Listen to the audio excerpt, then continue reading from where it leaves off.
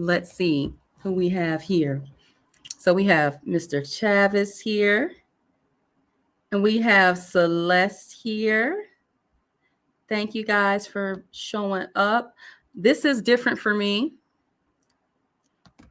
I usually do not stream on Saturdays. I think one of the weekend days I streamed was on I want to say it was like a Sunday that I streamed last on the weekend. So that was different for me.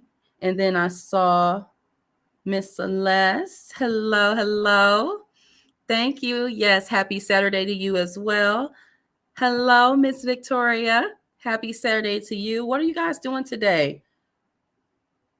Let me know. Is this like a busy running errands day for you guys? Are you chilling, working? Let's check in. I hope that your week has been very well, peaceful, that everybody is healthy and safe for sure. Um, let's see. Since I last live streamed, that was on, what was that? Wednesday, I believe. So, yes. Hello, Dread Mike. Thank you for showing up. I appreciate you. So, what does Victoria say? Salon appointment. I know that's right. So, you have locks. Let me know because from what I see, they're very beautiful. Your locks. Celeste says all types of appointments and errands. Tomorrow is rest. Absolutely.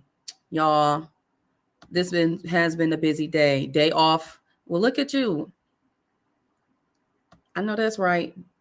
It's just nothing for me. I'll say this. It's nothing like having a day where you can just put your feet up.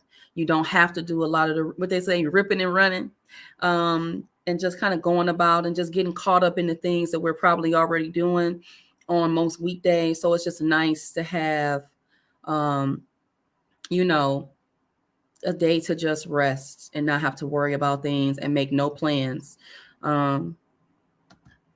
Need to get live presentable. So you're going live today, Victoria? Please let me know. Today was like a mixture of, I wouldn't say rest per se, but I got up early this morning and what did I do? I got up, I got myself ready, went to the gym. Y'all, this trainer got me on these workouts. Y'all, my legs feel weak. It's giving newborn baby giraffe legs, okay? That's how I'm feeling. But I did that, came home, did a couple things around the house, helped the kids with some chores, and then got ready to come on live. I did my hair, wash and go in the shower, so it's still going, it's still drying. This is like an all day process with the hair drying. If you saw that one video I had, y'all, it was very much, it's all day. Thank you for the feedback. I like your shorts on the workout. I appreciate you. Celeste is laughing at me. Thank you. I appreciate it, y'all. Hopefully beyond just me documenting for my own, review, I definitely want to encourage anyone who is on their journey, who is looking to get started. I'm not new to working out or fitness, but I'm definitely switching up some things so I can maximize on my results in terms of my workout. For me, the workouts are not the issue. My biggest issue is I don't eat enough food. So I think I've shared that with you guys. I really struggle with eating. And so that is like a big deal for me.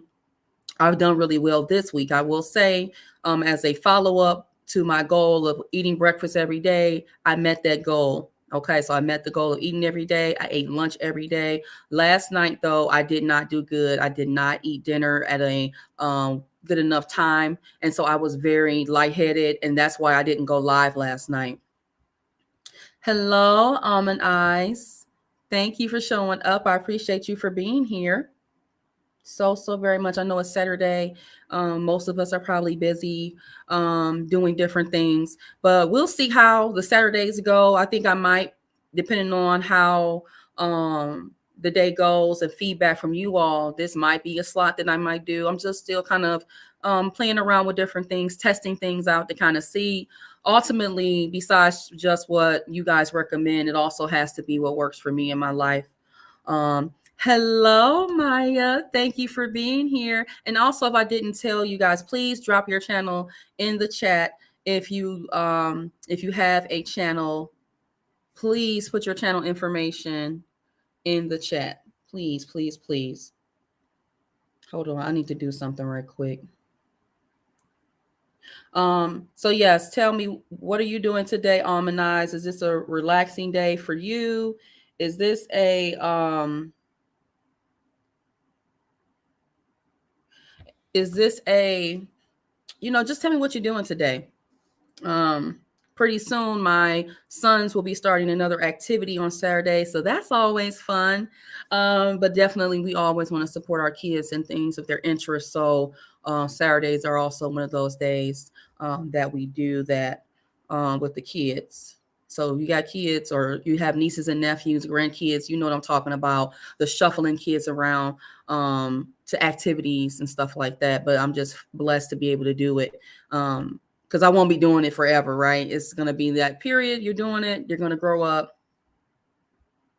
Say that again. That is what I said on my last stream. If you are a woman or a man or whatever, just because you might be big and you need to lose some weight, that doesn't mean you need to be eating like, like Mike said, 120-pound woman. You're going to have to keep your metabolism up because your body will go into starvation mode and it won't release the weight at the rate that is healthy for your body. So definitely you have to stay on top of the eating. And I will say so far, I've noticed a tremendous difference in terms of muscle tone and things like that, along with the working out. My clothes are getting a little bigger, a little not bigger, but you know what I mean, looser, I should say. So definitely make sure that you eat your food and drink your water. I got my water bottle. Y'all, the last stream, I was struggling over here. I had my water bottle, but I wasn't drinking. And I was just like, I need to drink the water. I need to step my game up and be like Maggie, the substitute teacher, and have me a glass. But unfortunately, all my glasses got broken. So I need to go to like TJ Maxx somewhere and they have like the stimulus glasses. They're maybe like $8 to $10. I need to go do that. Probably tomorrow I'll do it. And then Almond Eye says, that is my issue. I do not eat regularly. I'll go all day and eat a cupcake. I got to do better. Yeah, we definitely have to. I notice a tremendous amount of difference. And I will say this too. Like my meal stuff, I basically just make all the food that's in my meal plan. And I just do my best to eat as much as I can of each of the foods. I don't try to force myself to eat per se, but I allow myself to eat as much as I'm willing to tolerate because I've at least put forth that effort, but I do not have the most appetite. Most of the day, I just don't. So thank you for sharing that. Let's see. Did I miss anything? Y'all keep letting me forget. I need a mouse. I think I told you I had a mouse, the little USB part. That part got missing in action. So I definitely need to do that. So yes, thank you guys so very much for being here. Please don't forget to like the video. Please share my channel with anybody you think that could benefit from what I am doing over here. And that's it. And just you being here, I appreciate you guys for commenting and chatting as well. So what does Victoria say? Victoria says, I am still working on my lungs since COVID. Working out has been challenging, trying to catch my breath. Ain't that the truth? That is so true. I think I spent the majority of like this past summer and then the summer before last going outdoors as much as possible. Since it's colder now where I'm at, I don't do a lot of the outdoor working out. But definitely when I'm at the gym, I do what I can as far as cardio, but I mostly do, I'm doing weight training right now. But definitely pace yourself. And if you are a person that is new or have had a setback with that, don't let it discourage you, but just pace yourself and build yourself up. You know, if you are struggling with that and keeping your breath and all of those things, definitely set a goal. Maybe I want to do a 20-minute walk 3 days a week, right? And then you can slowly increase by maybe 5 minutes or 2 minutes, whatever you can tolerate. And if you realize you need to scale back, do that. Maybe add on an additional day, whatever you need to do. Let's see. I see somebody I've never seen before in here, made of rubber. I don't know if you were speaking to me or not, or talking to somebody in the chat. So I don't want to speak out of turn. So yes, I have a cheat day. I eat pizza and sweets, but not too much. And I agree with that. It's difficult to unlearn certain types of behaviors, no matter what they are. You wouldn't tell an alcoholic or a person battling alcoholism, I should say, that you should just go cold turkey and stop drinking. If it's that severe for a person, they need to go to some type of inpatient treatment facility and do a detox and all of that, because the withdrawal could be so significant. It could be a matter of life or death. But when we're talking about, and even to be honest, addictions to sweets and stuff could be very harmful to the body as well. It's like another form of a physical withdrawal, but definitely allow yourself to have those cheat meals, cheat treats, whatever you want to call it. If you used to eat 2 or 3 cupcakes, okay, allow yourself to have 1 cupcake.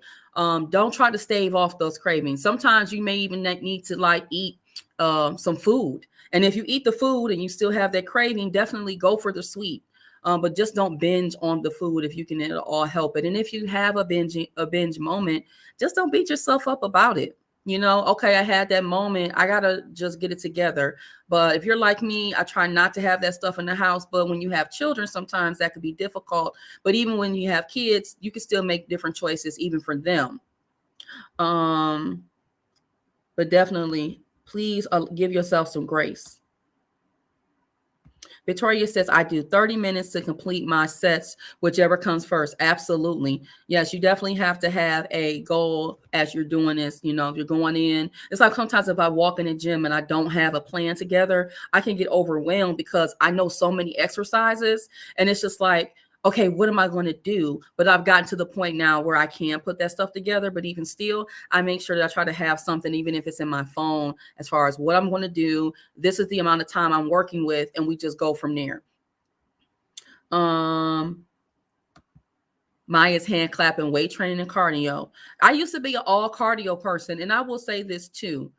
And Maya, you can let us know too. But and again, this is just information. I am not a licensed or a certified trainer. I'm not a doctor. I'm just a woman that has gone through some things, made some changes, and seen some results. And I can only attest to what has worked for me. But when I was younger and I had gained a significant amount of weight, this is before children and all of that, I had a dog, right? I had this puppy. And so me and the puppy would go to the neighborhood high school track, and I would just walk every single day. This is even before I think I had a gym membership. And I would do that every day. And then the weight just dropped. Like, I didn't do anything special. I did not do any weight training or anything. It was just legitimate walking. Now, once you get a significant amount of weight, you should still be doing something, even if it's just body weight type of exercises. But then you can start doing some of those more strength-based trainings along with cardio to get yourself firmed up and shaped up, because you don't want to be flabby when you're dropping that weight.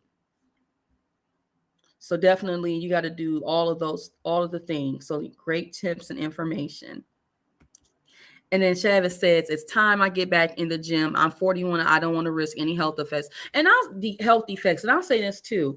I don't necessarily subscribe to, you have to have a gym membership. You have to do what is convenient for you, what you have access to, what your finances allow you to do. Like I said, I started off with just walking with my puppy, and we did that, and I was consistent. Some people can pay for all the gym memberships they want, and they don't see the results because they don't have the discipline. So just do something. And I would say base it more along the lines of a time frame. I only have 15 minutes. I think the Heart Association says if you get at least 20 minutes a day, okay, that is good enough. So at least do 15, 20 minutes a day. Walk around your neighborhood, go on outside with your family, whatever it is that you can do. When it was the summertime, me and my kids would go and do things together. They would be on their bikes. I'm jogging behind them. Sometimes I'm lagging behind them because they're super fast on those bikes, and I don't have nothing to prove. But I would walk, run, jog, walk, run, jog. And I would look at my watch. I would pace myself. I could do it for 2 minutes. I could do for 5 minutes. It just depends on the day, how I'm feeling, and what I want to accomplish.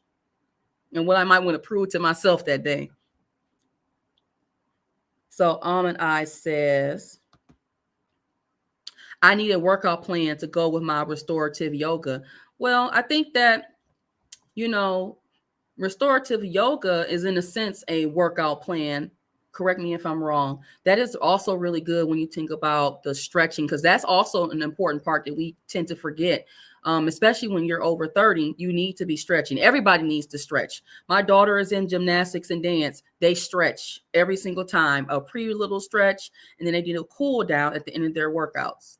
And it's very important to prevent injury, to just loosen up your body and your limbs and alleviate injury, and also any type of muscle soreness that you may encounter. And then Shabbat says, if I want to protect my wife and family, yeah, absolutely. My husband, he's been on my behind. He's like been on my neck because I did not get a good enough start off for my physical workouts. Like I worked out like once or twice at the gym. I did a couple things here and there at the house, but like he'll rub it in my face. Like, yeah, I went to the gym today. And I'm just like, okay, I'm happy you went to the gym. My husband has successfully lost weight, but my husband has also always been an athlete. He runs. He can do 2 miles nonstop. He's just that type of man. But even still, we have our moments where we fall off, and then we got to get back to it. But I'm glad that you're recognizing that as a man, you definitely need to address your health. And that brings up a point, too, that we believe, and I don't know why it's like this, but it's like when you get 30 and up, we don't prioritize our health as much. And I can probably see why there's a correlation with that, because we are probably further along in our careers, taking on different roles. Or if you are a parent, you may not take care of yourself as much. But definitely when you think about being the best for your family, it does start with you as an individual, and you're going to have to be selfish and prioritize your health like you would prioritize any other appointment that you may have in your life. So definitely, we can't lose sight of our physical fitness, because we see and reread so many different things. Like I don't know what's going on with that situation with Elvis Presley's daughter. She's 54. That is young, relatively, and so to be 54, we don't know if she's had any prior medical matters or diagnosis, but that's still young, right? And so to think about going into cardiac arrest, we've heard about 30-year-olds. We just seen Damar Hamlin pass out 2 weeks ago, and thank God he's recovering, right? But there's just so many things that we can take ownership of and make changes of, but we don't have to overthink it, and we don't have to overdo it. Because if we overdo it, we might be discouraged and not encouraged and motivated to continue to move forward and make progress. You said I cut down on bread. I don't eat bread like I used to. I am not even a bread person. Like I might, like if I'm having a sandwich, if I am having a pita, something like that. But I've not really been a big bread girl. Even like if it's like we're gonna have spaghetti, I want a garlic bread, I could skip out on that. But even still, we have to kind of change our mindset about food. It's not that the garlic bread or the bread is bad, but you're right. It's the moderation that matters the most. Let's see. I say I love good bread. Now, there are some breads that can be really, really good with some nice butter. Like it's really good. Victoria says, dogs do help you lose weight. Yeah. Especially you have a certain breed of dog that's super energetic. They will play all day long. That's just in the DNA of the breed. You definitely can lose that weight. What was the dog that I had? Oh, y'all, this has been so long ago. We're talking about probably 15 years ago, 16 years ago. It was a Bichon Frise mixed with there's a Maltese or a poodle. It's one of them, but he was one of them little lap dogs. Y'all know what I'm talking about. Super, super sweet dog. And was it a boy? It wasn't. Look, that's a shame. I don't even remember what the dog was, y'all. That's how long ago it's been. But yeah, we used to be out there hitting that track, and my dog didn't play. Okay. He was on it. And you're right. Just taking a dog for a walk is cardio. Yes. Peace, successful. How are you, my good bro? Happy Saturday. I hope all is well with you. Yeah, nutrition. And that's why I was saying in the beginning, You can't outwork a bad diet, and bad diet could be eating the wrong things, not eating enough food. And so for me, the workouts, again, never the issue. It's the not eating enough food. So definitely, and drinking enough water, but nutrition trumps all of that. Hello, Gail. Thank you. Yes, it was supposed to be a wash and go. It is a wash and go. It's still wet. I would be here all day, blow dry my hair. I would have been late. Okay, trying to blow dry my hair with the diffuser. I just didn't have it in me today to get out of the shower, then to go by the sink, and then style my hair. I just didn't have it in me. So we're going to get these wet curls. Okay. I did hit it with the blow dryer because I was not going to be on here with gel dripping down my face. That's not ladylike and presentable. Thank you, Gail. I hope all is well with you and your family. So Maya says, as humans, we've also been conditioned to believe we can eat what we want, but it's not true. Everything in moderation. Y'all, I have a 19-year-old stepdaughter, and we're really close. And I've been telling her for like the last, maybe since she was like a junior in high school. And I think that could probably be all of us if we have like teenagers. But I've been telling her, and of course, was I a teenager that ate whatever? And I thought that I had youth on my side, which I did. But the thing about it is that you may not see those, the physical results right then and there, right? But as you progress, you're still not, or get older, you're not developing better habits when it comes to food. And so I think that, when we think about a lot of the illnesses and things that we get, it starts in childhood as well. Childhood obesity is on the rise. I don't know about you guys, and I'm not even being funny. I haven't seen so many kids be big in my life. When I was a child, you never saw like an entire family of children be big and obese. It was just not a thing in the 80s and the 90s.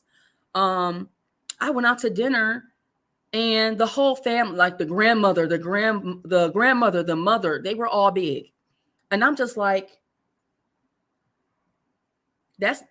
we see the apple don't fall far from the tree.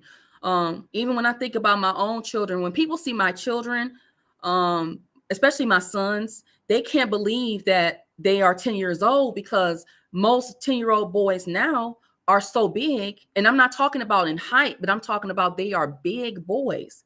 And they think my sons are a lot younger than they are. And it's not that they're not a lot younger. It's that they are in the correct percentile for their weight. Now, they are pretty short. They're not the tallest boys, but they are just not big. And we're so used to seeing all these kids be big. It's just ridiculous.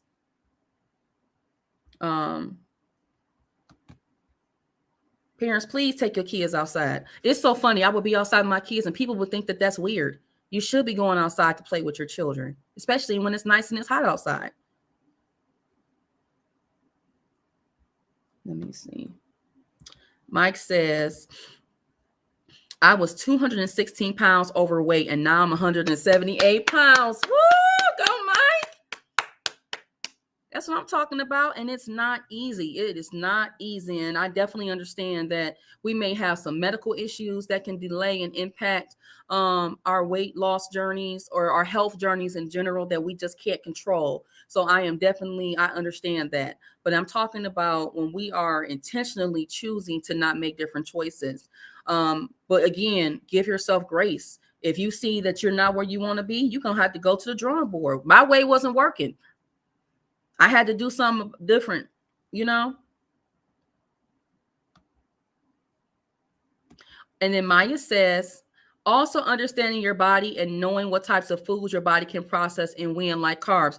Absolutely. So, there are some people that they can eat the baked potatoes or even the sweet potatoes. And there's some people that to meet their goal, they may have to cut that completely out. And that might have to be a once a day. That sweet potato is their cheat meal, or having some rice. That might be one of those things that they may not can process or break down. For me, I have learned that me and dairy, we are a no-go. I used to love, Kit Kat Blizzards. When I was in my 20s, I could eat that and, not gain any weight, quote unquote, and be fine about it, still be curvy, still be thick, and it will be okay. It will fall in the right places. But now that I've gotten older, I can't eat it. My stomach, it's just a whole thing. It's shambles.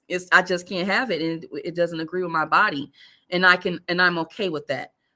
Because at the end of the day, it's not serving me anyway. And there are some alternatives. There's so many different resources you can look up online, or you can hire a nutritionist and figure out some things that you can have. Or if you can have those things, again, have it in moderation. If I do decide to, eat the dairy against my better judgment, I go and I get the smallest size cup of ice cream, and I go to the place that serves the really good ice cream where they use, real cream, all of the things, right? I don't really do the artificial Dairy Queen and all of that. And I get the smallest cup, and it's less expensive and it's fewer calories. And I satiate that craving for sweets that I have. Let's see. Hi, Miss Janesta. Happy Saturday. I am doing well. Thank you for asking. I hope you are well on this good Saturday. Let's see. Celeste. Okay. So I thought it was just me. The obesity for kids are out of control. They hardly play anymore. Too much screen time. 110%. My children have a membership to my gym. They have like a kids center over there. So when we go, like mostly like on the weekends though, we take them out. So when we're at the gym, they are at the gym playing, and they're burning off some energy and doing that. You're right. You don't see a lot of kids doing stuff. I didn't even know there was as many kids in my neighborhood as it is, except for the fact that I see them going to school. In the summertime, I'm like, where are all these kids at? There's no kids outside. They're not skateboarding on nothing. They're doing nothing. Okay.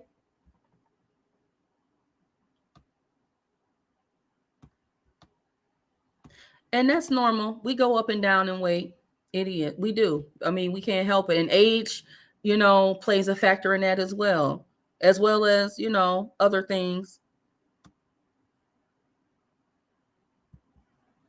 Yep, it's not easy. And that's why we have to continue to, when we see that things aren't working or we're not making progress, that is why there is a benefit of hiring people that are the professionals. Get you a trainer. Maya is a trainer. Maya, please put your channel, or Victoria, if you're still here, Victoria, please put Maya's channel in the chat. She is a trainer. If you look on her page, she has a bunch of different workouts, things that we can do. But definitely she's giving all the good information here in the chat. But it is not easy. Do not beat yourself up about it. You just got to go back to the drawing board, do some reading. And another thing too, and I don't really like to do this, I'm gonna be honest, I just don't do it consistently enough, is track my foods. If you are a person, especially if you're like me, and I should be doing it more, I am doing it a little bit more. I think I tracked maybe for this entire week. I think I did 2 days of, at least the meals that I had. And to be honest, I've not been doing a lot of snacking. And by snacking for me, it could just be having an apple, an orange, or something like that. Because the food that I've been eating, because they're high protein, I've not had any appetite as well. Janessa said, I'm going back to Weight Watchers. Whatever works for you. The good thing about those programs is that they kind of lay it out and they give you different options. So if you like to have certain types of foods, you put those in as your points, and it don't count against your points for the day. Welcome. Hello, Lawrence. I'm so happy that you made it over here. Definitely. Please like the video, everybody. I'm so glad that you made it and you found my channel. And I hope you are enjoying the stream. I usually do not stream on Saturdays. I'm trying to see how this works out for me. I was supposed to live stream last night. I was just not able to do it. I didn't take care of myself towards the end of the day, and I could not sit up here in front of you guys in that state. It was just not going to work. So I appreciate you for being here. The kids are in the house playing video games. They are. And it's not to say that there's anything wrong with kids playing video games. My kids are playing games right now, but we have a cutoff. You're not going to sit up here and play video games and you're not doing anything else, like we're reading. Right now we have gone back to Martin Luther King Day. It's Monday. We always do we're reading MLK books, civil rights books, different types of things about Black history. We're not waiting till February. We never have. We are avid readers over here in this house. To be honest, my kids probably read more books and clear books more than I do. And my sons, they just took a test. My sons are scoring in high school level for reading because that is how much they just naturally enjoy reading. They have a natural curiosity for reading and learning. I have to tell them, look, can you just Google it? I'm your mama. I don't know everything. I'm not always right. I don't know everything. But you definitely want to foster interest in other areas, because the way I tell my sons is this: it's cool to play video games, but don't you want to learn how to make the video games? Don't just be a consumer.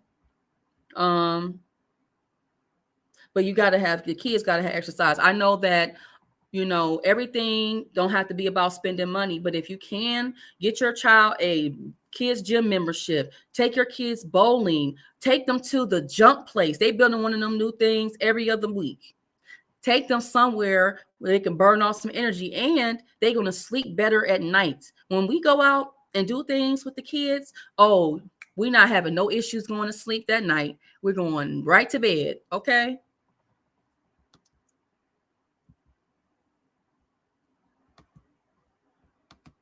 Yep. And don't cut. Yep. Like Maya said, do not cut carbs. And to be honest, a carb is not just your sweet potatoes and your rice. Your carbs are also your vegetables too. But again, it's about moderation. Instead of eating a whole sweet potato, you could probably eat a fourth of a sweet potato or half of a sweet potato. Janessa said, I need to stop eating cookies. What are your favorite cookies? Let me know. Mine historically has been Oreos, but I'm kind of, you know, they're not my go. Like if I want a cookie, to be honest, I want like a really good cookie. Like I'm gonna go to the bakery and get a cookie, or I'm gonna go to like, what's that place that they're popping up all over the place, like a Crumble. I might get one of those cookies, but they like $5 a cookie, y'all. Maya laughing because she said the cookies. Y'all funny in here. Thank you, Victoria. Yes, please check out Maya's channel.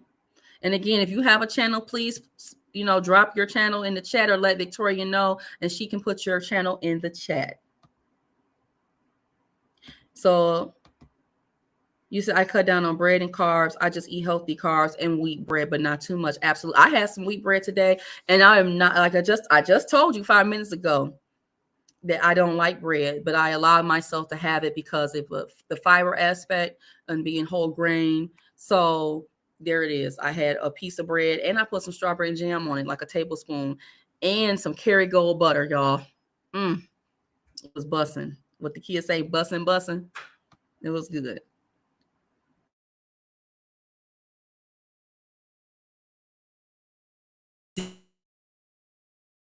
Cookie.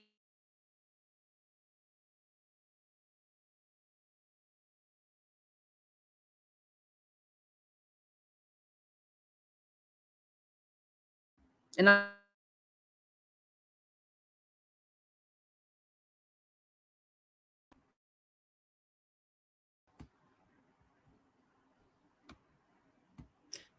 maybe y'all, did I reach the end of my comments? Uh-oh. Can y'all see me? I don't know what happened. It's getting, hello, just a second, y'all. Hello. I'm on a live stream. Can I use your tablet? Yeah, you can. Okay, but where is it? I don't know. Go look over there. Don't come over here. This is a child-free channel. Bye. I don't want them to talk about, so you had kids in your channel demonetized. I'm not monetized yet. We working on it. Yes, thank you guys for subbing to Maya's channel. Thank you, Victoria, for hanging out with us. Enjoy the rest of your day. Stay safe. All right, so today what I wanted to do is talk about a couple things that have been going around on social media. No, I do not keep up with stuff like that. I do enough research to where I can come on here and talk to you guys, but I do not on a day-to-day basis go into the blogs and do all that. I don't have enough time for that. Everyone is telling you to have a good day. So, y'all, it's just so much going on. Every time you hop on, you see something that's going on. So I did the video that I dropped yesterday that was about single moms, and basically being a single mother is not a flex. So I hope you had a chance to check that video out. Hold on. So chocolate chip cookies, peanut butter cookies. Ooh, I like a good. You know who has some good peanut butter cookies? Subway. I don't know if they still sell them or not. I can't even speak to that. But then when they did, or if they do, they were good. They also make some good oatmeal raisin cookies. So when I go, I used to get maybe like one of each: the chocolate chip, oatmeal raisin, and then the peanut butter. And they put the peanut butter chips in. Those were pretty good. And it used to be soft. I don't know what they're doing right now. It's been a minute since I had a cookie from Subway. So yeah, I dropped that video that talked about basically women choosing to be single mothers, how that is not a flex. That is not a positive thing. It's something you don't brag about. I don't advise. 0 out of 10, do not recommend women choosing to be single mothers voluntarily. Now, does life happen? Yes, life does. Anything can happen. You know, husbands pass away, you know, whatever, people get locked up. I don't know, but it's still, the bottom line is that it boils down to women doing better with choices, women prioritizing relationships over jobs and education, careers, climbing the corporate ladder. Again, if you have had medical situations that has not allowed you to do that, that's not what I'm speaking to, y'all. It was just a mess. The things that I found online. It was really not. It's not okay. We're not building healthy communities in that way. The other thing, the main thing I want to talk about today is the Lori Harvey situation. Put a 1 in the chat, or let me know if you know who Lori Harvey is. She has made her way into social media headlines throughout the last few years. If you don't know, Lori Harvey is Steve Harvey's stepdaughter, or maybe his adopted daughter. And so she's just turned 26, I think yesterday, the day before yesterday. She's a cute girl. And we know her most, I think I was most or first introduced to Miss Lori Harvey as a serial dater. Okay. She is known to get around with different men in the celebrity scene. Her last most noted boyfriend was Michael B. Jordan. Okay. Good looking man, amazing, talented actor. Okay. Top tier. And she, in my opinion, she fumbled the bag. That man proposed to her. And so, you know, do I think she can get proposed to again? Absolutely. But, you know, I'm going to play the video. Let me see. Chavez says, and I say unfortunately because her dating life is super featured, especially in the gender war streets. Yes. The thing to me that is the saddest part about this, and she's not the first, she's not the last, but the thing that is the most sad about this is that she's giving young women and women my age and older this type of false sense that they can basically thought and bop, ride the CC until they can, hello, my sister Amethyst, thank you for being here. But that she can do these things, and that, well, that these women can do what she does, and that they can get the same results. But most of these women that are making these comments, they are average looking women. They do not have the money. They don't have the type of pull and access that she has. They don't have Steve Harvey as their father. So, hey, Sonia, thank you for being here. I appreciate you. And so that is, to me, the saddest thing. And I'm not saying she signed up to be a role model, but you're in the media and young girls are going to look up to you, and they're going to believe that they can pull what you're pulling off successfully. And again, if you are a woman and you don't care about marriage, you don't care about family, then none of this will matter to you anyway.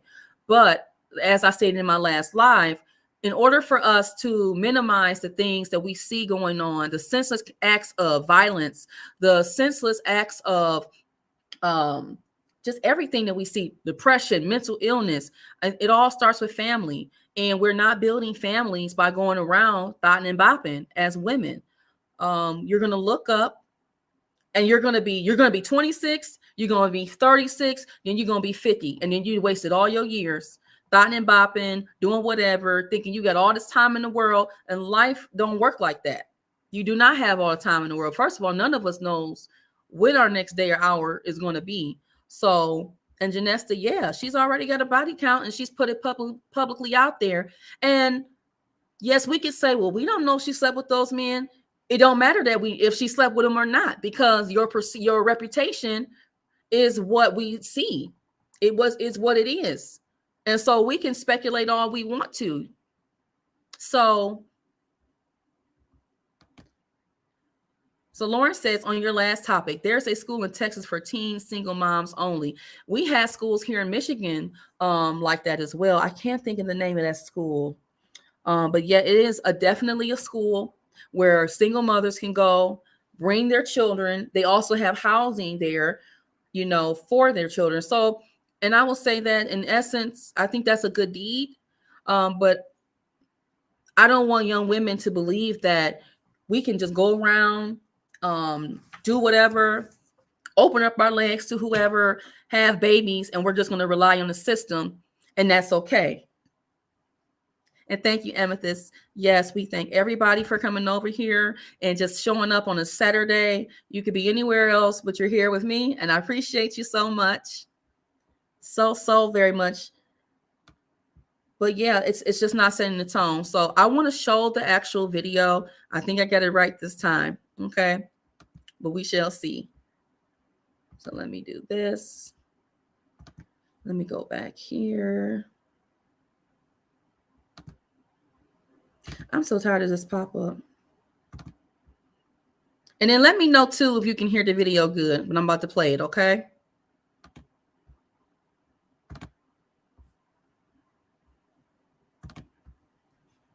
So many things get written about you in the press, but I've always wanted to know, what is like the biggest misconception about who Lori Harvey is?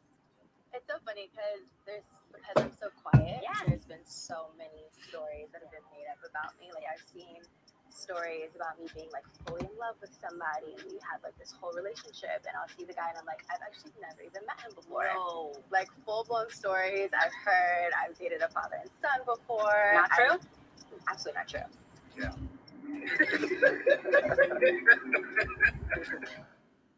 I've even heard that I'm a lesbian at one point. So, there's been a lot of different things. You're a lot of right. stories, a lot of misconceptions. Does it entertain you? Oh, I think they're hilarious. I love the stories. They're very entertaining. I will Yeah. give them that. Yeah. Very entertaining, but I just let it roll off my shoulder. I love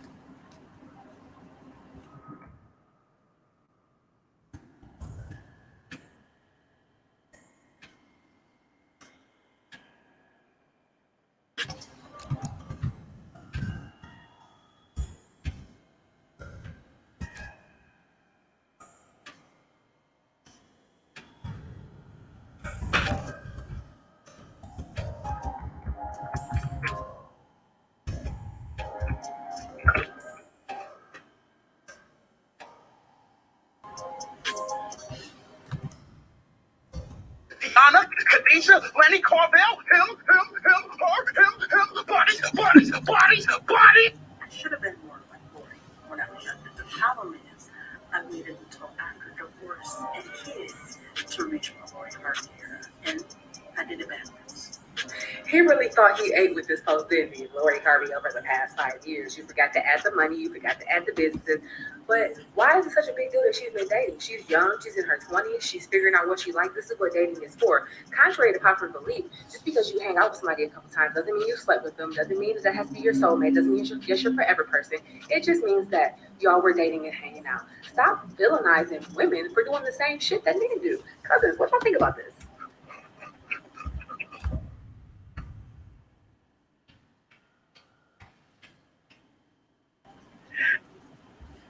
Y'all. I love Plies. He is so funny.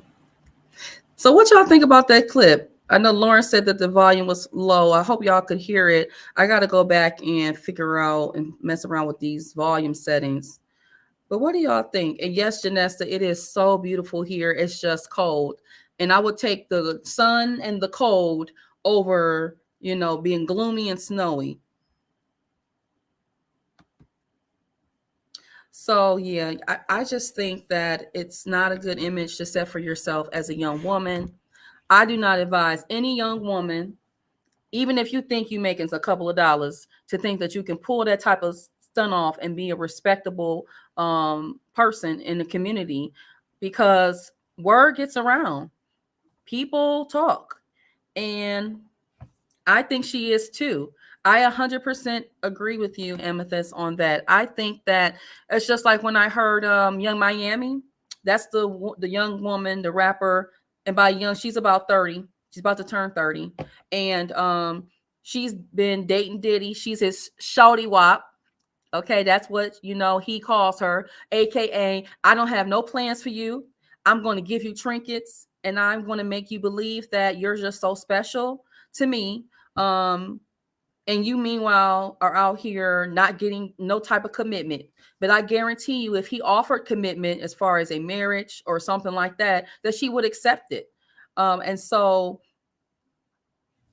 yep, Carisha, yep. I think that because women know, she knows where she stands with him. And I think that with Lori, do I think that she thought she could do better? She probably did. She probably really does think that she could have done better than Michael B. Jordan. You've had Michael B. Jordan. Who can you get better than him? Damson Idris, and I like Damson. He's very good looking. He is an amazing, phenomenal actor. If he takes her seriously, there's something wrong with him too. But I just don't know if he would take her seriously either. I think when she says that, it's because she knows I'm a good time. I'm the fun girl. I heard that she get people signing NDAs. I don't know nothing about that. But you guys, let me just read some of the comments that people were making about when she announced that she was dating Damson Idris. Okay. And they were funny. Y'all, this was a mess. So Essence Magazine was on the post underneath Shade Room's post that announced that they were together when she posted that picture. And so this is what Essence Magazine, whoever they got running their media, says. They said, so Sonya, you heard too? Yeah, it's, Essence Magazine says, Lori is the prize. Love to see it. Y'all. Then the guys in there talking about Franklin, like, we need to talk.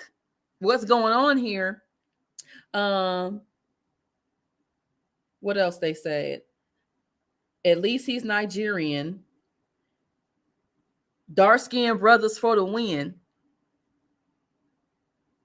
As long as she keeps her hands off of Daniel Kaluuya, so that's the other UK brother. He was in Get Out and a couple other big movies. He was in the Fred Hampton story.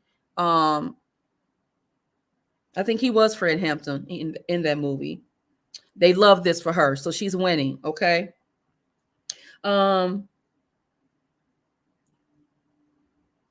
Lori Harvey, I guess she said this statement. She said, if your man won't change the man, which I have a whole thing about that. Let me see. Understand the concept of dating, quote unquote. You can date them all until you are in a committed relationship. So basically, you're going to just hold yourself out, and then you're going to be 50 years old, and then you're going to be talking about, oh, I was just, exploring my options. You're going to be, it don't matter how good you look. Okay. So unless you're going to deal with the fact that you got to date somebody that's your age, nobody that's your age is going to be checking for you. What else did they say?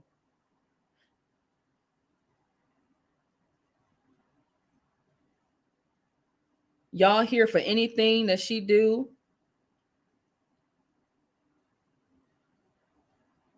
Tamani says she not yours, bro. It's just your turn. Move wisely. I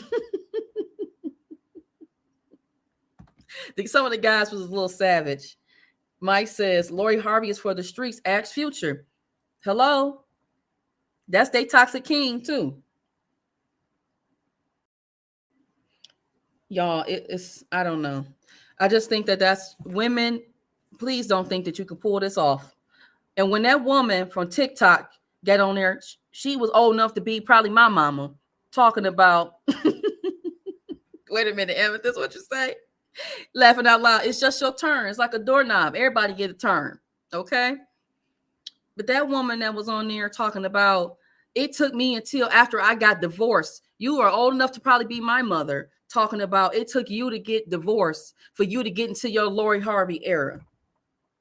I wish I had the Zoom like Danica do, because that lady was a whole mess. You are, man, you too old. You are out of the game on that. You are too old to be talking about dating around, thotting and bopping. You're too old for that. I don't think any woman of any age, if you can't care about yourself, should be doing that.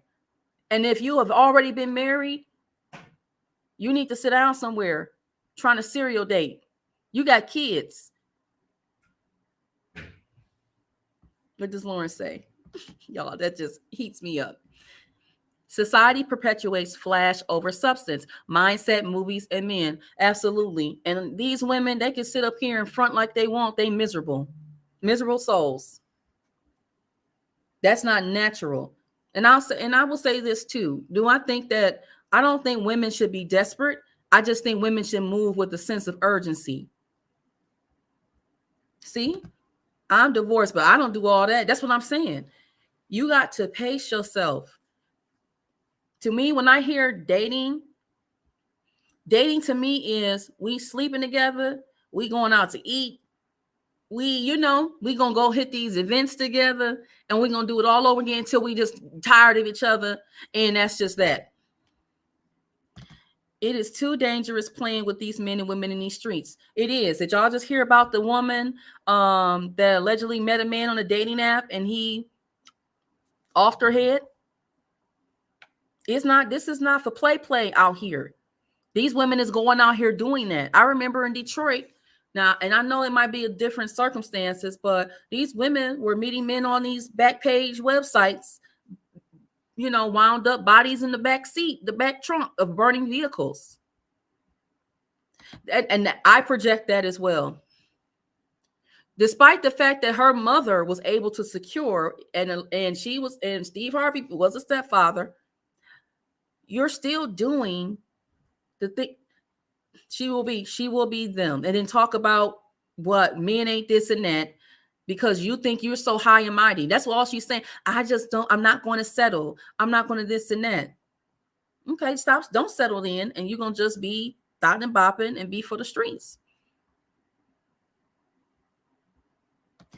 It's very easy to keep your body count secret when you're not in the public eye. And that was the point that I was making about women who are not like her, that's not in the public eye, but that think that they could do what she does, right? She can do what she does, and she doesn't get that type of pushback per se because of the fact of who her parents are, the money that she is, and what she looks like. When you out here in these streets and certain men know certain things about you, they're not going to deal with you. And a man of substance is not going to pick a woman like that, or these young women that's out here doing these things. They're not going to. But I don't know. I think that women who live those type of lifestyles after a while, even if they're not in the public eye, they can't keep it a secret that long because it'll show up in other areas. I may not physically see the men that you're dealing with, but I can tell by how you carry yourself.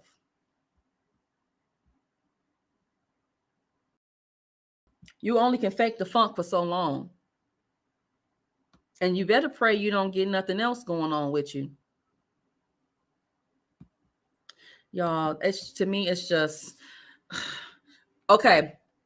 It's just enough. So did y'all see on my community tab, I posted this picture and basically, and I wish I would have uploaded the picture, y'all, to show y'all, would have put it up here on the screen.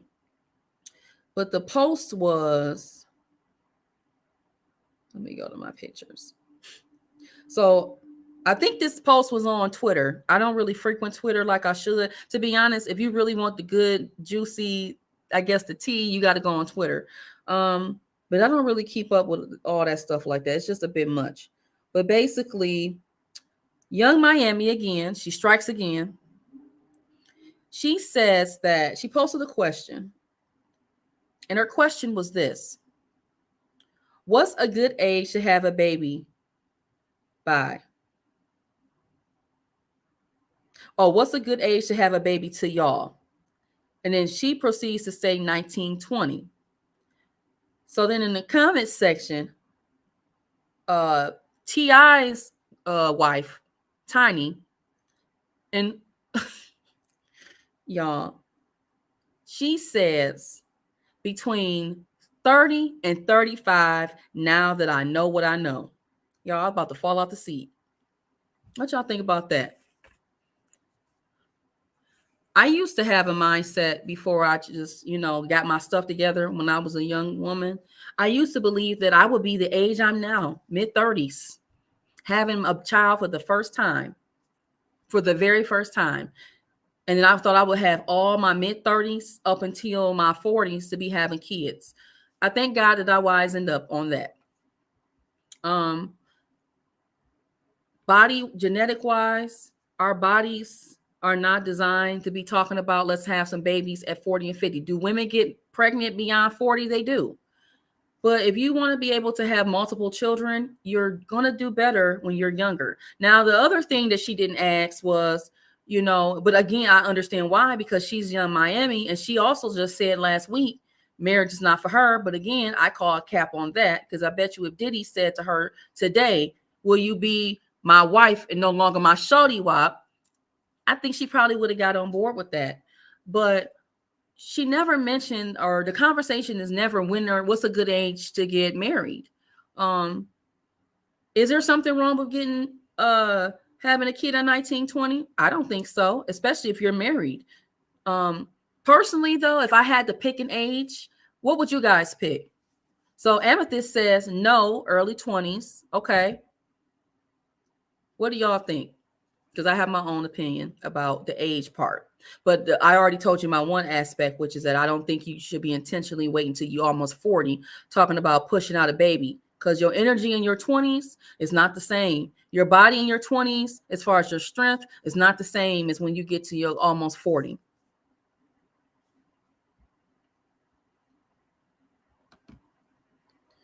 Prime example, Kim K, people still viewing her sex video she did Ray J. Yep. And that is sad, because now her children, she wasn't thinking that long.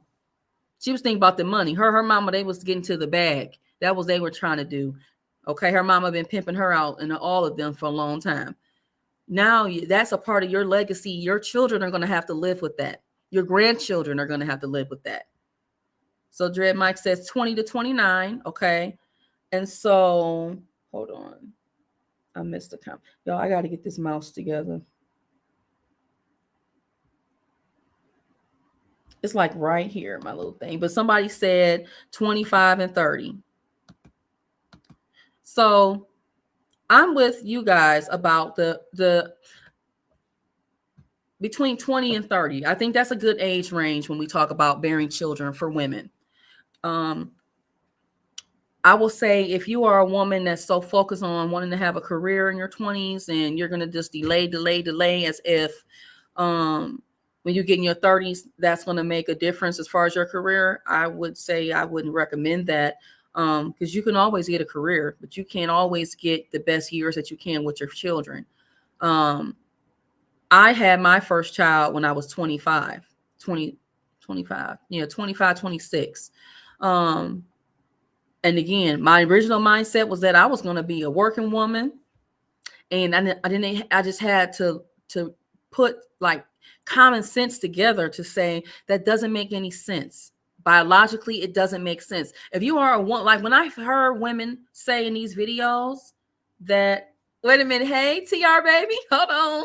2 + 2 is 4 - 1, that's 3. Quick maths. Hello. It's quick maths. It's these women, when I hear them say stuff like, TR baby, they say stuff like this. I want to be 35. I'm 35 and I want to get married and I want to have 5 kids.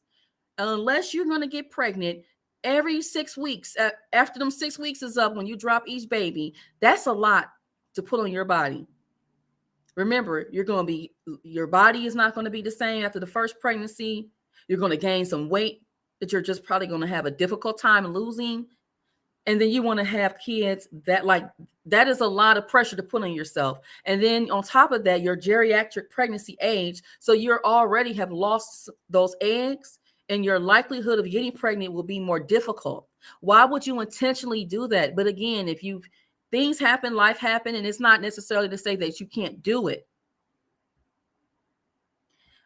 But I think that a lot of things do come into play, right?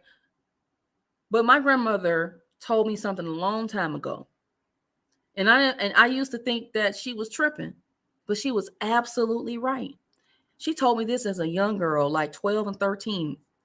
And she would just ask me certain questions. And my grandmother was married to my grandfather up until she passed away a decade ago.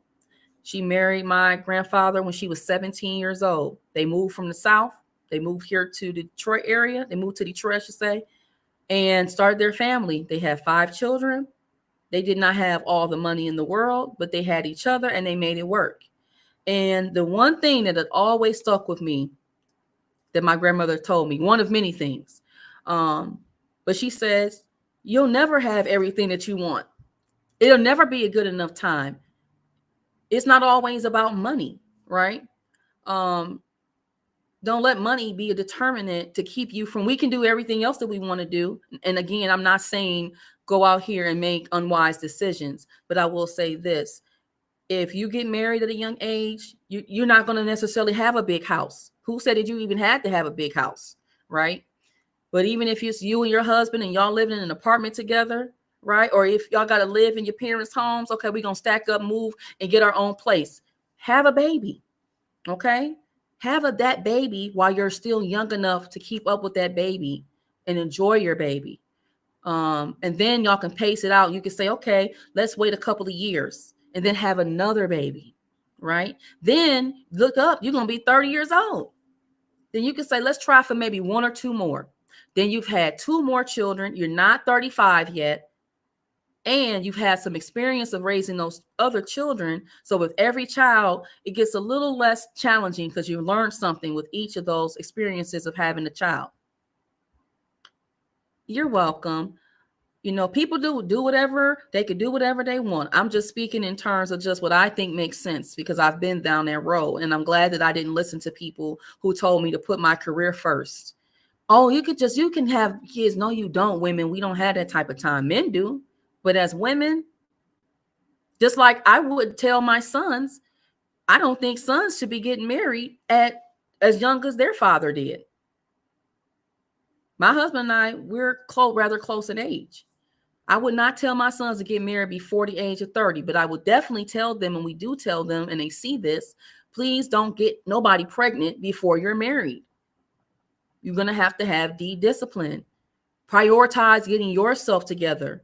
So when you do meet a woman and you're 30, and you meet a woman and she's in her early 20s, you got some finances in order, and she's young enough to start building your family, and she can stay at home, or she can work from home. She can work for you.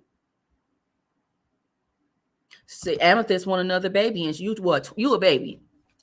Nah, but you're what? 24, 25? A great age to have another baby. So I missed a comment. Find your man 18 to 21. Enjoy each other 2024. Baby 25 to 30. Absolutely. Yep. That's kind of like what we did. And then here we go, y'all. Finally found the mouse. So yes, Lauren says, find your man between 18 and 21 as women and enjoy each other. Yes, absolutely. And you can be under 30 and as a man and get married and be very mature and have things in order and be ready to lead. You can. TR baby, Seth calling you out. She said, why are you coming here all this math? You're triggering me.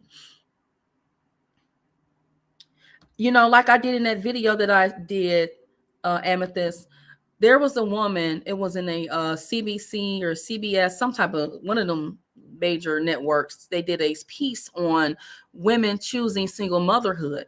And so these are women that, if you watch the video, they are mostly women that have obviously put their careers before relationships. And so they chose that, and they knew what came with that.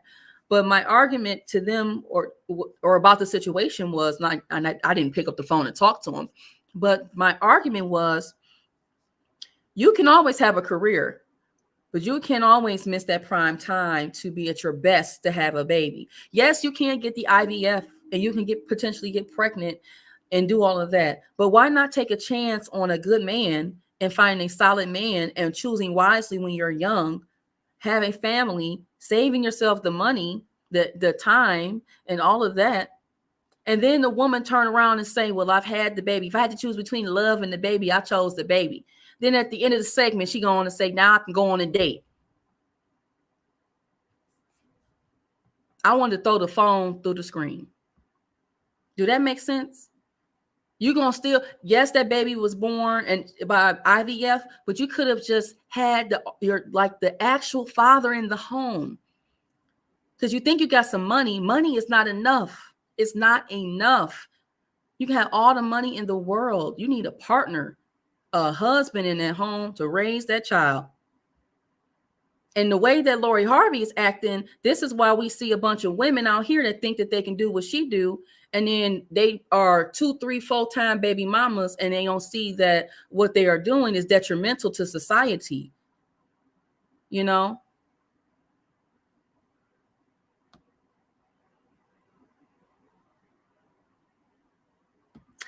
That's right. Happy early birthday to your baby girl, Amethyst. 3. Oh, 3 was such a good age. Y'all, my daughter was, woo. But we had some fun times. I sometimes post stuff on my IG and stuff, y'all. And I'm thankful that I was able to be a stay-at-home mother for all of my kids when they were up until preschool age. Priceless times. I know. I just joke. Yes, you are very much an adult. And that's what these women, but I say this too. I'm glad you said that, Amethyst, because a lot of women will see what Lori Harvey does. She's 26 and they say she's a baby. You're not a baby. You're not that young. Young is when you are 7 years old. You are young when you're 16 and 15 years old. Back in the day, I just said my grandmother got married when she was 17 years old. Having babies. Married to my grandfather. So how young are you really when you're 26? Because you're going to look up. 30 is right there. Janessa saying happy birthday to your baby girl, Amethyst. Yes. The big 3. Very much broke through the wall. I mean, there's a whole nationwide network called Single by Choice. Y'all, I couldn't make this up. I said, I've never heard of this. I'm out the loop. Single by Choice. And one of the mothers who got pregnant at like 42 or something through IVF. So the sons go on to say, well, I'm thankful for my father's genetics. So I guess, you could pick the profiles of the men, and then you see the genetic profile. How high, how tall are they? What's their, background as far as their ethnicity and culture, what their medical histories looks like. So she gets to pick through these men. And then the men said, I thank my father for my genetics. Yeah. And based on and they're good looking men.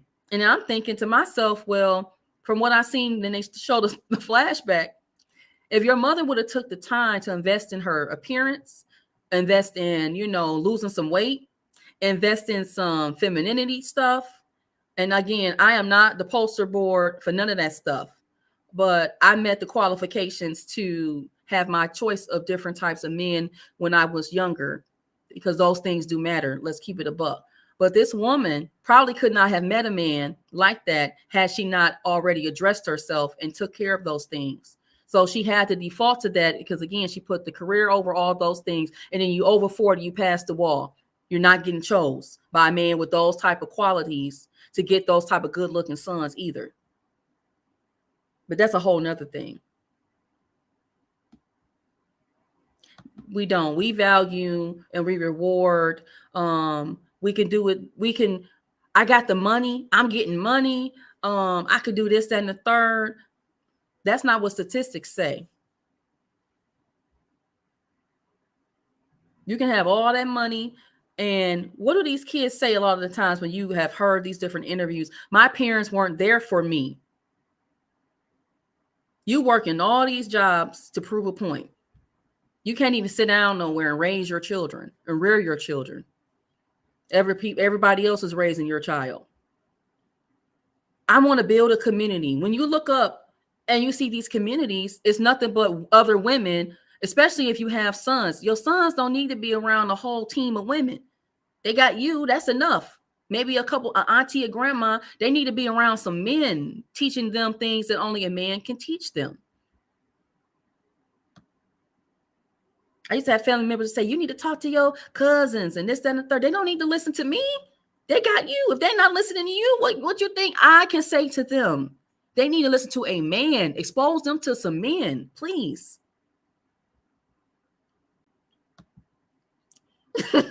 My bad on the quick maths. I'm just here to say that, it's just too prevalent, the things that we see, and I can attest to this. And just to be clear, my life was not on a silver platter. I grew up in extreme poverty to a single mother, okay, to a father that stayed incarcerated for my entire life, from the womb all the way up until now, okay. It was very difficult for me as a child to have no father that was invested into my life. But when we don't choose right men, then this is what we wound up with. My mother didn't choose right. They'll tell you how the man ain't this and that, but they won't never say they didn't choose right. So you're not choosing right.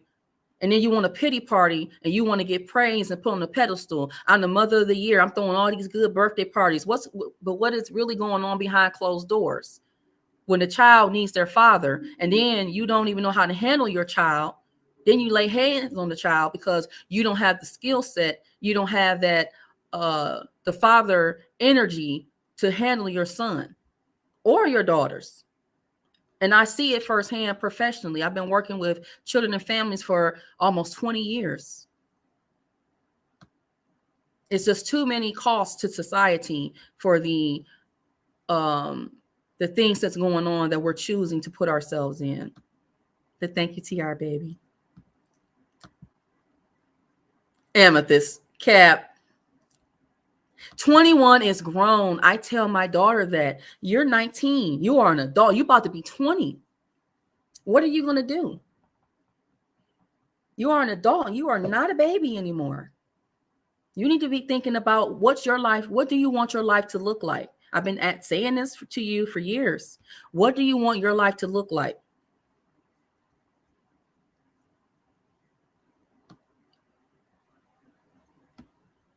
Health is wealth, 110%. It is.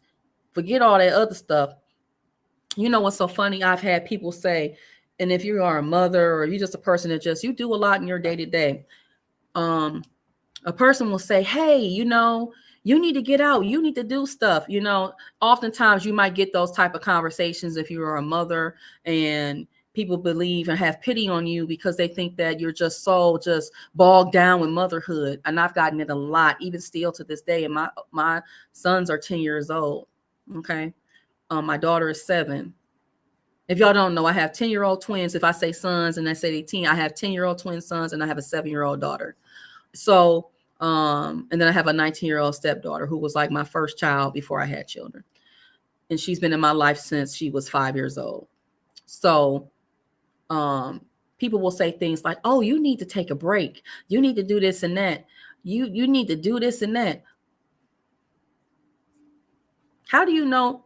And I'm saying this to say, by taking care of my health is taking care of something for me.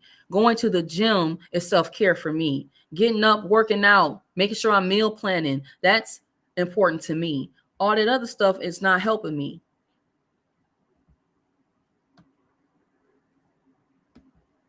When you for the street, you need to use protection. I agree. If you're going to throw that thing out there, you're going to have to protect yourself. I used to work in an HIV and AIDS clinic.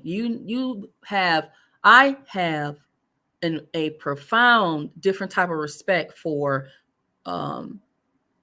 being sexually active. I have seen people that I've known and never wanted to know that they were positive.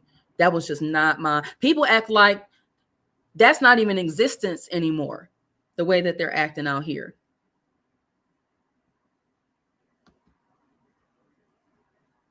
What about polyamory? I am not knowledgeable enough. You want to be my co-host? I'm going to drop the link. If anybody want to come up, please come up. Okay. I like when people come up here. Look, I'm not that interesting. I like, if I had to just be up here and if nobody showed up but one person, I'd still be in here. And again, I'm not, and let me be clear, I'm not, well, I guess to a degree we do need to hold each other accountable and call each other out. When I saw myself not doing what I was supposed to do, I've had to be called out on. Okay, I put the link in there. Did you see it? It's right here. So if whoever wants to come up, let's chit chat.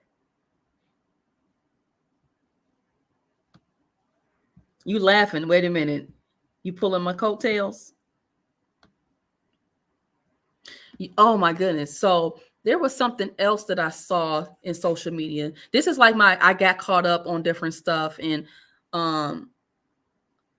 like most of us, what we're doing and we're covering certain topics, I like to relate it to different things. When I started my channel, I really did not have let me say this. Let me walk this back. I believed that my channel would be a personal, digital journey or journal, diary, something like that. Most of my stuff would be about food and stuff like that, things that I cook for my family because I have to cook. Why not record some of that stuff? People like that.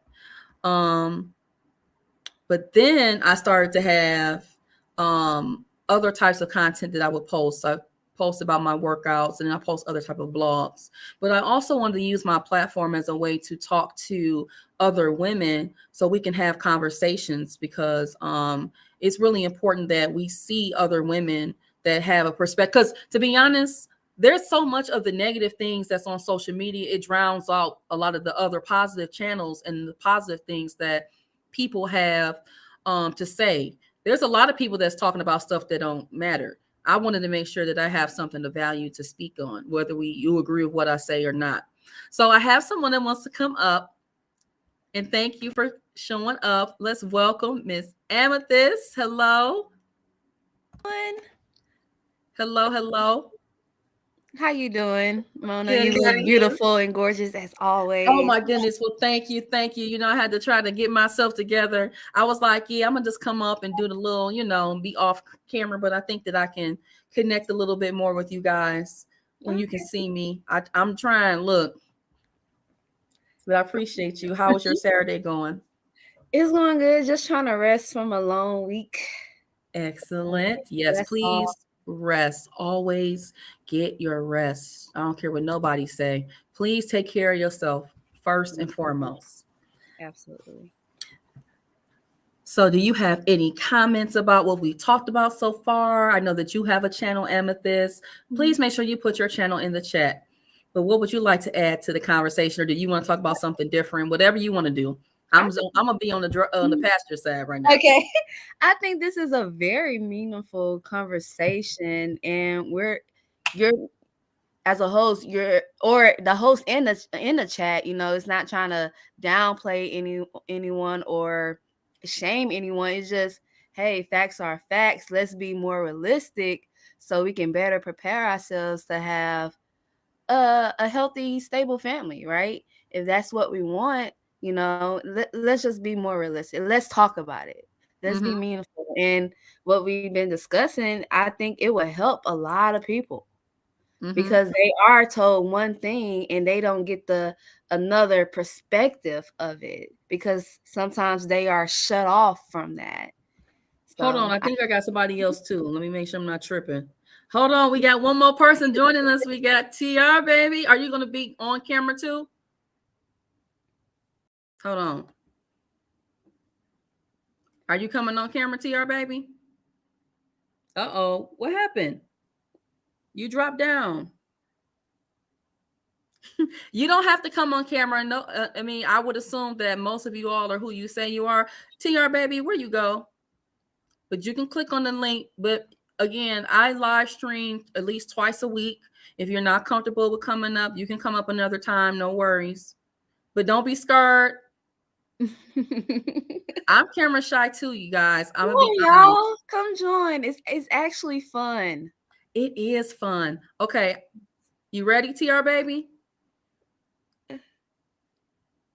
Hello? Did you add him? I think I added him. Hold on. I don't want to kick you. Hold on. Okay. All right, there you go. Hey, how Hey. ladies doing? Hello. Good. How are you, TR baby? I'm good. I'm blessed. I can't complain, you know.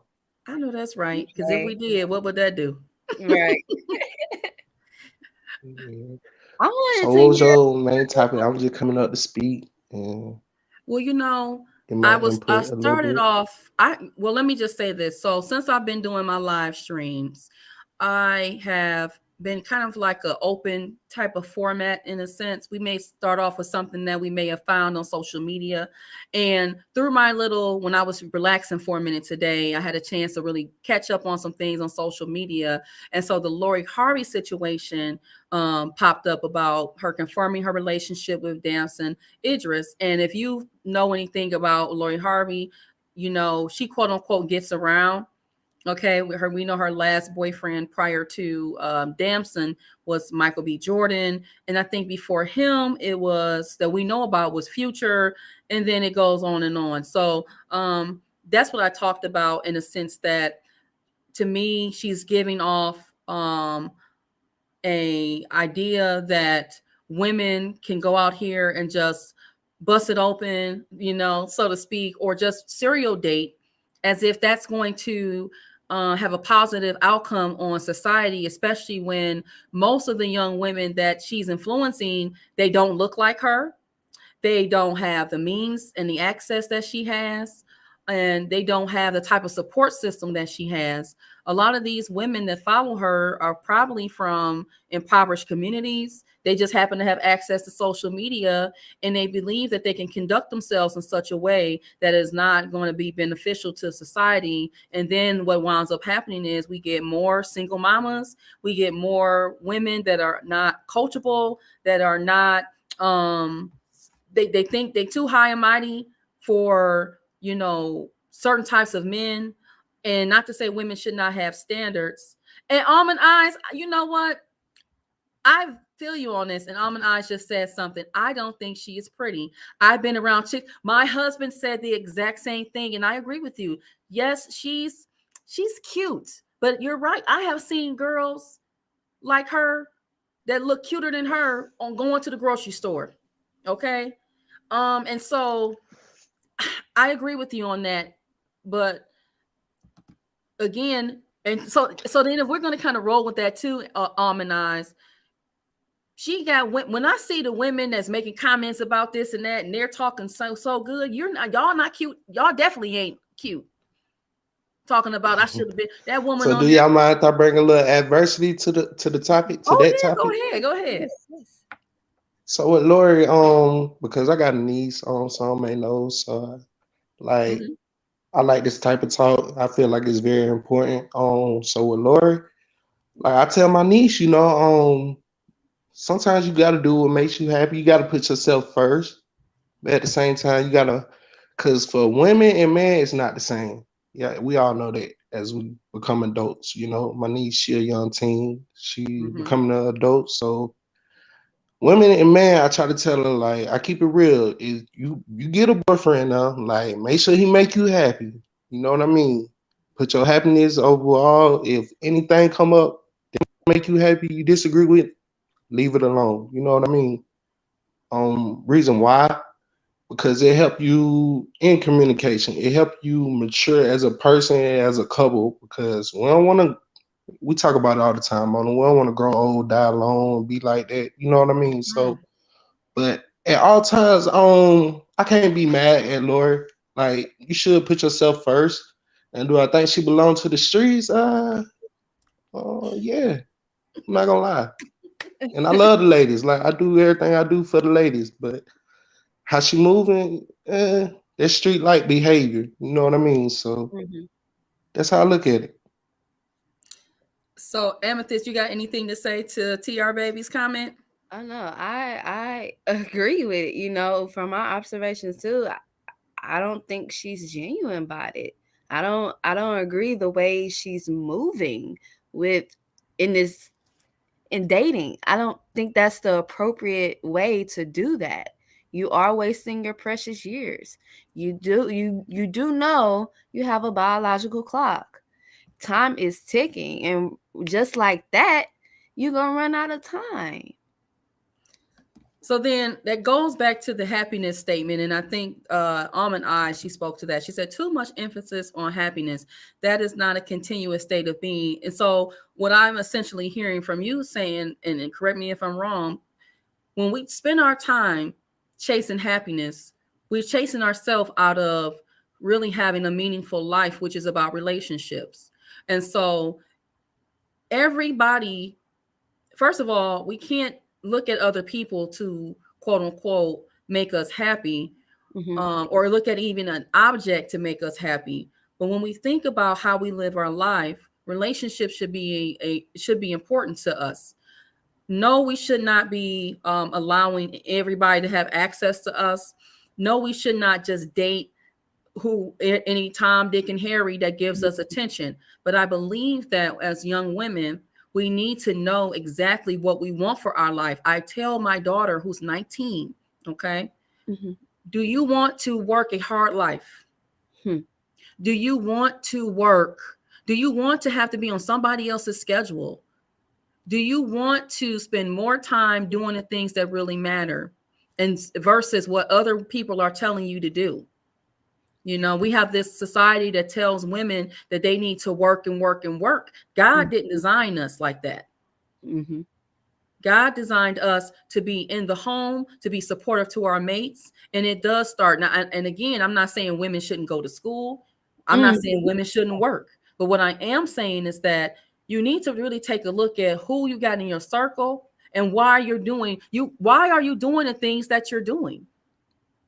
I used to do things when I was young, when I was 20, 19 years old, 17 years old. I spent so many of my years doing things because that made other people, quote unquote, happy. And I thought that I was happy. I was really miserable, ripping and running the streets, hanging out at this bar, answering and talking to guys that they might have looked good. They might have been, quote unquote, buying me stuff. And I never asked. I wasn't a gold digger. But it's just like at the end of the day, that's not serving me long term. And so what we're essentially telling girls is that you're too good for the basics. You're too good to just, show up as yourself. You got to have on all these things, because if you're not wearing the latest weave and lace front, if your hair don't look like that, that's not good enough. You're not happy enough. Yeah. If you're not dressing in the best labels, you're like basic B. And can I share my experience? Go right ahead. Look, I'm just here hosting. Y'all, this y'all show. I'm just here. Okay. I already knew what I wanted since I was a teenager in high school. And when I dropped out of school to start a family and be with my ex-husband. Oh, hi. Hey, Maya. Look at you, your beautiful self. When I dropped out of school to be with my ex-husband would drive, and he was like, yeah, all these women telling me that I need to leave you alone and that you need to live your life and you too young. I'm like, why are you listening to them? I already know what I want. You need to stop listening to them. I don't want that. I already told you what I want. I'm committed to this relationship and having a family with you. I already know I'm young. I already did what I need to do and what I wanted to do, even though I wasn't doing nothing. I was just going to school. Let them talk, and we gonna do what we do. So you have to be very strong in your values. Can it be hard? Yes, it can. but it's worth it. Mm-hmm. And welcome, Miss Maya. Thank you for joining us, your beautiful self. Miss Maya got all the good workout information. She is ripped. Come get some. Okay. Wait a minute, Maya, aren't you going live tomorrow? Tomorrow, 4:00.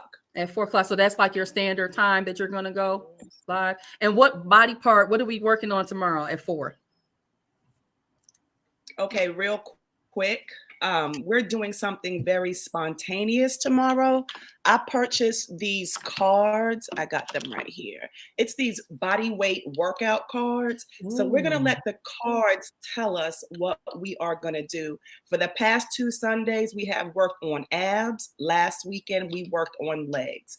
This week, we're going to allow the cards to tell us what we're going to do, and we're going to work it out. No excuses, no complaining, right? Yes, please. That is amazing. And thank you, Maya, for spending and taking your time out to do this, because I think that, wait a minute, TR baby, you dropped down. I think that we need to see that there are plenty of options.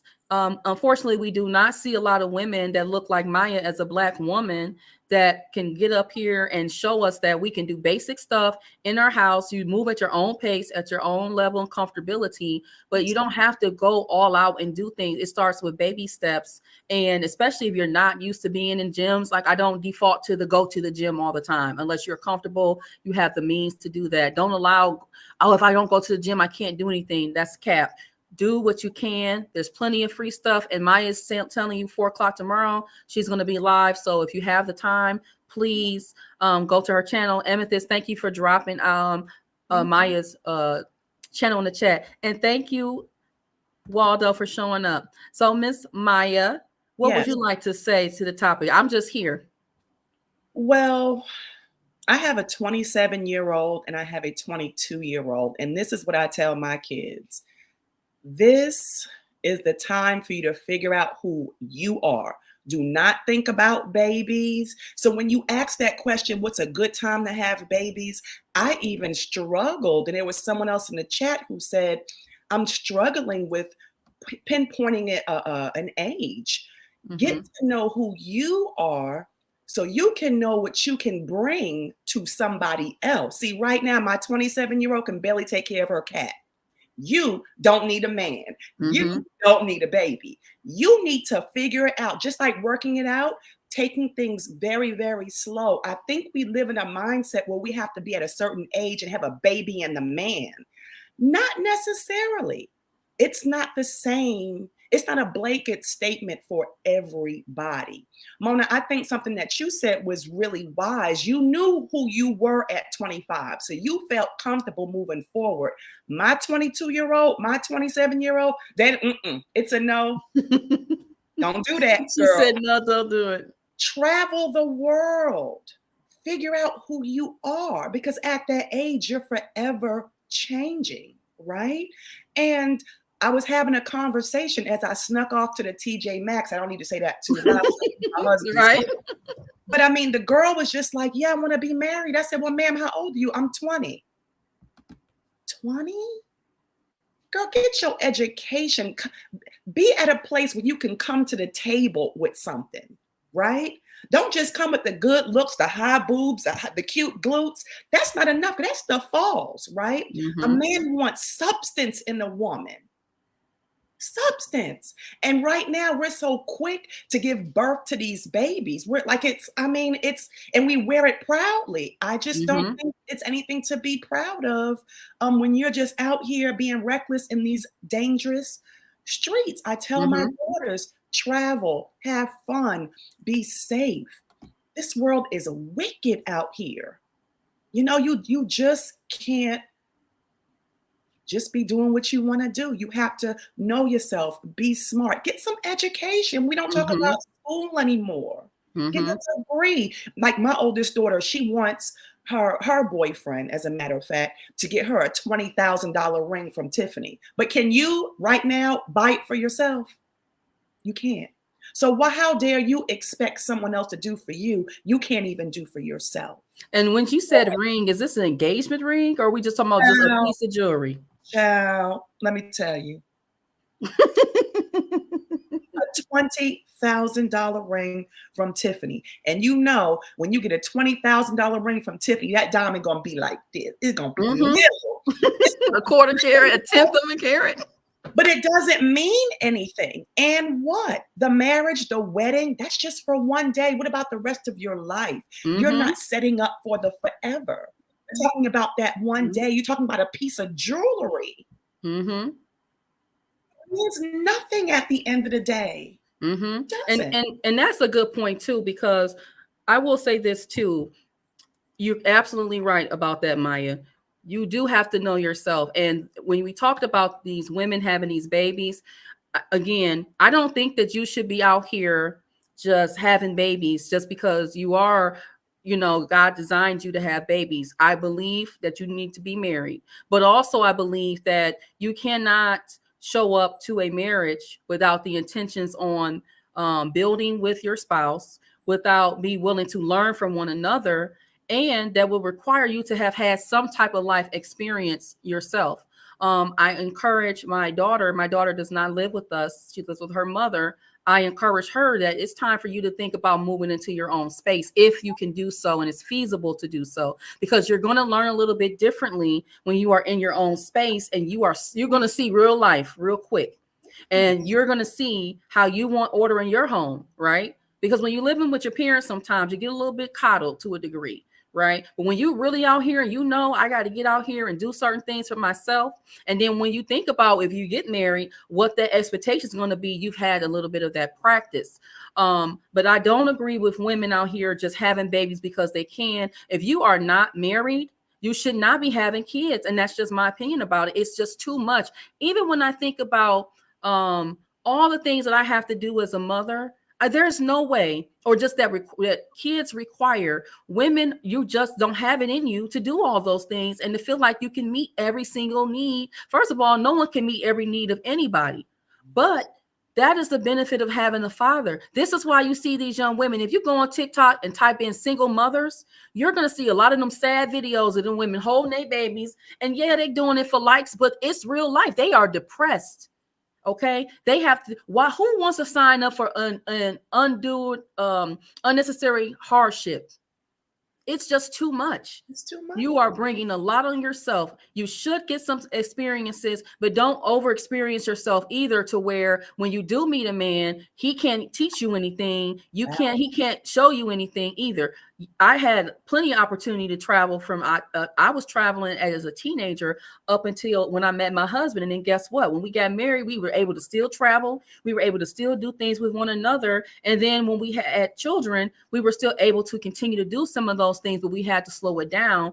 And we were able to still learn and grow as we get through that process, because you're going to still do that. But women don't just be doing stuff because everybody is doing stuff. Don't do it. You know, don't have a baby if you can barely wipe your own butt.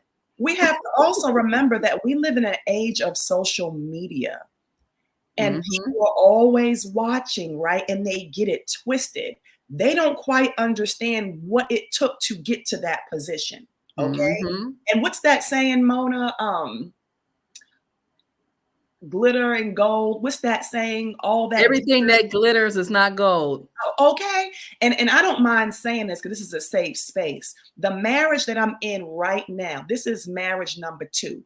What these young girls are doing, I did it with my first husband. Oh, he fine. Because see, this was my prayer. God, please give me a man who looked like Al B. Shore, and God delivered. But guess what?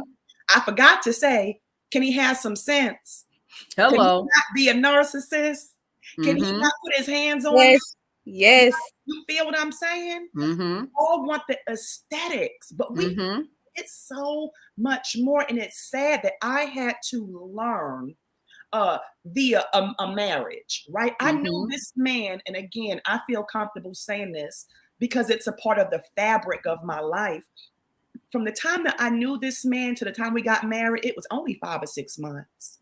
There was not enough time to get to know this man. And let me keep it real. I was not in my 20s. I was in my 30s playing their dumb games.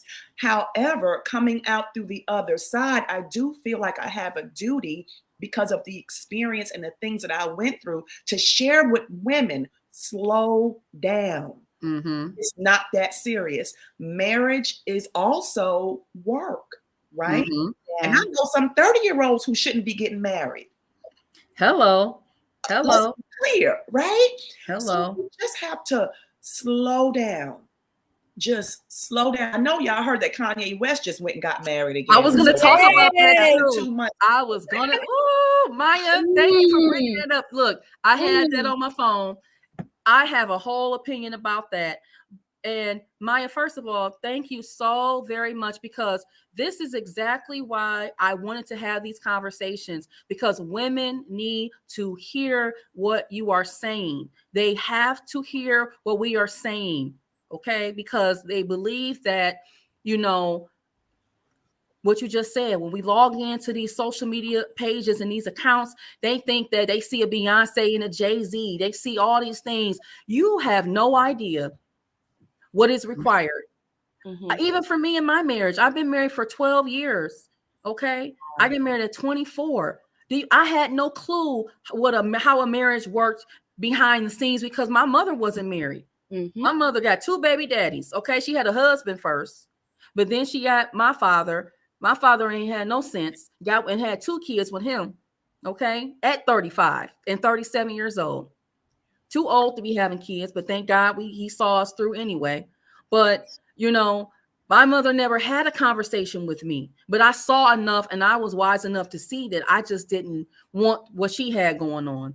My mother is sweet as pie. I love her dearly, but that's just what it is. And women are not telling women the truth, right? Yes, you should be married. No, you shouldn't just be out here busting it open for people, but you're going to have to be wise. You're going to have to listen and connect and have conversations with at least one woman that you can kind of express yourself or tell what you got going on, especially a man. You know, that you can say, look, I met this guy, you know, can I bring him to meet you?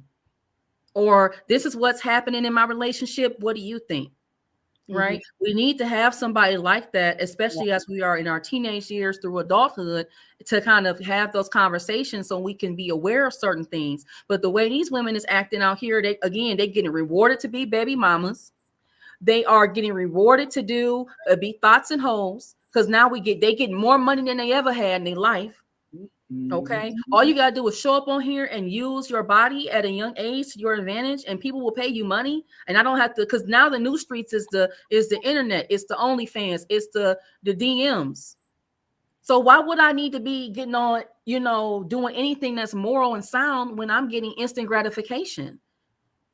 And how are you really going to sleep at night? But then they don't tell you the other side, where we have a high deletion rate. You know, and thankfully you were able to see, and like you said, you went through that, but you learned from that, and that's the most important part. Just like I tell women, you are a single mother, but that's not a conviction for you. You can make better choices. We've all done things. I might not have had a baby daddy, but I had done some things that I was not proud of, and I had to say, I can't do this. This is not sound. Yes. Dealing with picking bad men at 18 years old, that is delusional. He don't got no plan for me. He not teaching me. He ain't leading me nowhere but straight to the pit of hell. That is not that's not what you want to do as women. You know, get yourself some type of skills under your belt. You know, I don't care if it's go to cosmetology school. Don't get, now one thing I don't advise women, don't get in a lot of debt for school. Don't do that. Because then you want to think about, do you want to be working for somebody for the rest of your life just to pay some student loans? You want to think about what that's why I respected what Kevin said. Kevin Samuels would say, what do you want? Where do you see yourself when you meet a man? Do you want to be a working woman? How many percentage of bills do you want to pay? When you start to have those conversations with young women early on, they begin to kind of see what their potential options are. But now the option is, I can just thought and bop. I can show my ass. I can have a bad attitude, be disrespectful to not just men, but to anybody that says something that's different than what I say and believe or have an opinion about. And what we are doing And what we should be doing is having these conversations with young women. And thank you, Amethyst. You're a young woman, younger than we are. And you're saying at your young age, hey, I went through something. And women need to hear what you're saying too. Yes, thank you. Amara says, KS was speaking facts, 100%. And Waldo, no matter what mistakes you make, experience leads to growth. Absolutely. Yes. As long as you're willing to take it as that and flip it around, you know, I will add to that. Somebody said there, they drinking and smoking drugs and taking drugs. That drug situation is just, I'll say this. The amount of women that are, when we talk about single mothers, do y'all know how many women is smoking weed and taking hard narcotics while they're pregnant? Wow. And I know, because I work in child welfare. I see the stuff. It's sad. What you got going on? You growing life. Mm-hmm. Brittany Renner. Absolutely. You don't want to be a Brittany Renner, a beautiful woman with a lot of regrets. I have a child on my caseload right now. She's in the middle school, pregnant with a set of twins. Oh my gosh. Middle school? So wait a minute. So what's your background, Maya? So I have a social worker's background. Me too. Oh, y'all social workers. So I'm not licensed. It's hard getting through to my families disclosing as a social worker. It's hard because they think automatically you want their kids, and I'm like, girl, I'm good on this end. Right. You know, but so I'm in that field, the helping field, and it's nice to know that we have a tribe on YouTube so we can talk about some of these issues. But I'm telling you, it is just evil in these streets. And the things that I see, I should be clutching my pearls. I don't anymore. It's just another day. Desensitized. Yeah. And that's sad. That's really, really sad. But yeah, I have middle schoolers. I have high schoolers. I have students who are pregnant by cousins. It's crazy. It's getting younger. The age is going down. They are dealing with issues that real adults should be kind of dealing with. It's getting lower and lower, and it's scary out here.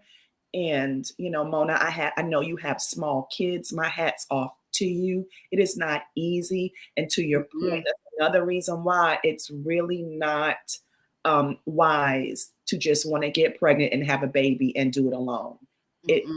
I was a single mother. It's just not, it's not fun. I know for me, I'd started developing as a single mom control issues. So when I did meet my now husband, it's so many layers of my onion he had to break through and break down because I'm such a control freak. And it wasn't until this year in November when I broke my foot, when I didn't have no choice but to depend on this man. You see how God works? Husband, it's time for me to eat. We humble ourselves. I need water. So, you know, you learn these things. And yes, I think Waldo said, going through these experiences, you would hope to learn, you would hope that it will grow you up. But the reality is sometimes people be in their 30s, 40s, 50s, 60s, making the same silly mistakes. And it's time for us to have these hard conversations so we can, I mean, that's biblical. You know, we're supposed to teach each other and you know, iron sharpens iron. And we need to do a better job. So Mona, you know, big up to you. Check your phone, check your Cash App. I sent you a little love offering. Oh, I appreciate you because you the bomb. I thank you so much. Maya. For these conversations. You deserve it and more, right? Thank you, Maya. Now you got to go on my ticker. Hold on. Maya, thank you so very much. I appreciate you.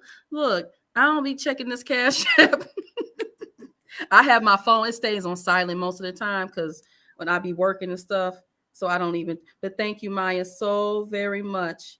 You know what? That's why when I started my channel and I used to hear Lead Attorney and hear Maggie, and, you know, my mother-in-law, she passed away a year ago on Christmas Eve. And I think I shared that before. I was crying on the stream. Y'all ain't want to see all that. So I basically just, you know, I said that to say that she would always say to me, like, you know, women like you are not doing good to any other woman if you don't talk. And I would say, well, a lot of the times women don't want to hear what women like me have to say, because they believe that, you know, it's either old fashioned, it's giving slavery vibes, you know. And it's just like, I might get that sweet spot. I'm not 40 yet, but I'm not in my 20s anymore. So it's just like, I want to just say that regardless to even if you're a single mother, or if you are in a blended family, or if you just are a young girl and you just don't know where to begin, let me just share my experience. And then maybe you can take away, if not anything else, just one thing. And that one thing would always be that you're going to have to figure out in the quiet, in the dark, you're going to feel lonely, but you are going to have to find out on your own.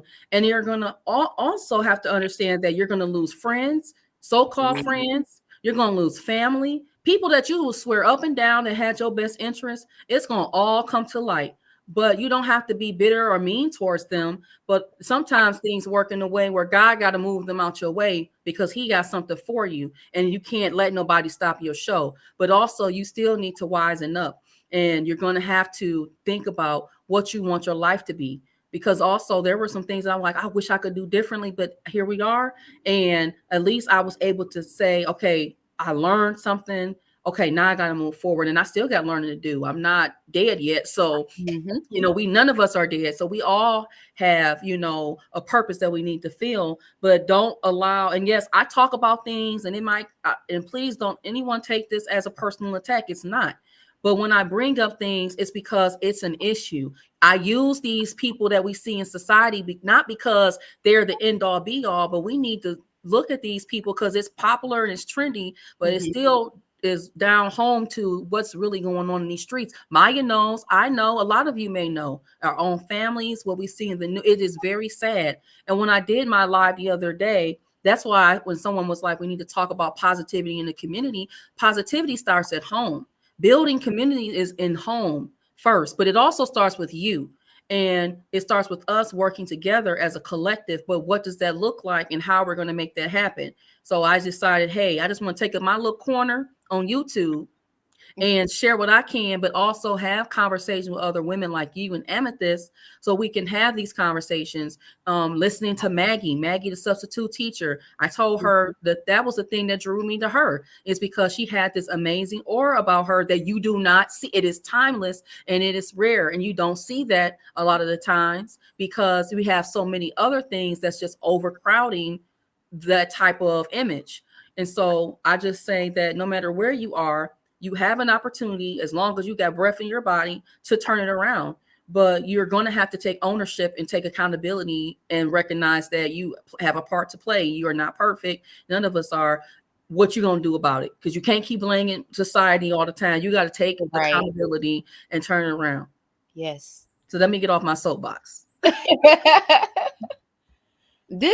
And as a younger woman, I really, really, really do appreciate these conversation in spaces.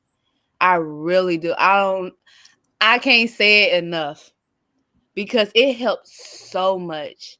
It gives a lot of perspective. It gives a lot of, how do I plan my life accordingly and efficiently? So I know what to do so I can better myself and help better my child and my future family, right? So it is really appreciated. Oh, you're so very welcome. You know, that's why women need to be talking to each other. I don't feel like I have anything to hide. And that's why I was telling Maya, like, Maya, you got to get on your channel, like do your live streams. And yes, she's doing fitness, but that's important because health is everything. If you ain't got your health right and your mind ain't right, then nothing else matters either. We got to start there. You know, we have a high rate of obesity, and it's almost to the point when I walk out my door, all of us women, we big. And again, it's so many things. You could have a health situation, but when I see young women, they barely can walk. They leaning over the cart. Why are you're too young to be leaning over a cart to try to walk? And we got to start somewhere. But it's just like, it's just too much. And Almond Eyes, she said something. She said she got called to pick me because she was explaining something. That's the thing. You can't show any type of camaraderie with men these days, because then it's a whole thing. But Lauren says, time has proven good men know how to identify other good men, and women don't know the characteristics needed and pick poorly. Fathers in home needed. And so I had a clip in my last video. I know it was so long. I probably am going to chop that down to a smaller video. I usually don't even make 30-minute videos. That's not my style. That's why I like live streaming, because you can do a longer video. You don't got to go back and edit it. I'm not the editing queen. That's not my strong. I'll leave that to Amethyst. I'm getting better. I'm getting better. Talking about editing be breaking my heart. Oh my God. I'll be like, hold on now. It took me 45 minutes to edit this short, and it's like 30 seconds. Like, I got too much things to do in life. This can't be life. But Corey Holcomb, okay, he's not for everybody. He is rather controversial, but because he gives it to you straight. And he was having a conversation with Zoe Williams. He's like a radio personality in the West Coast. And so basically the conversation was about fatherless daughters and how women basically need to pick better. So Corey Holcomb and Zoe explained it perfectly.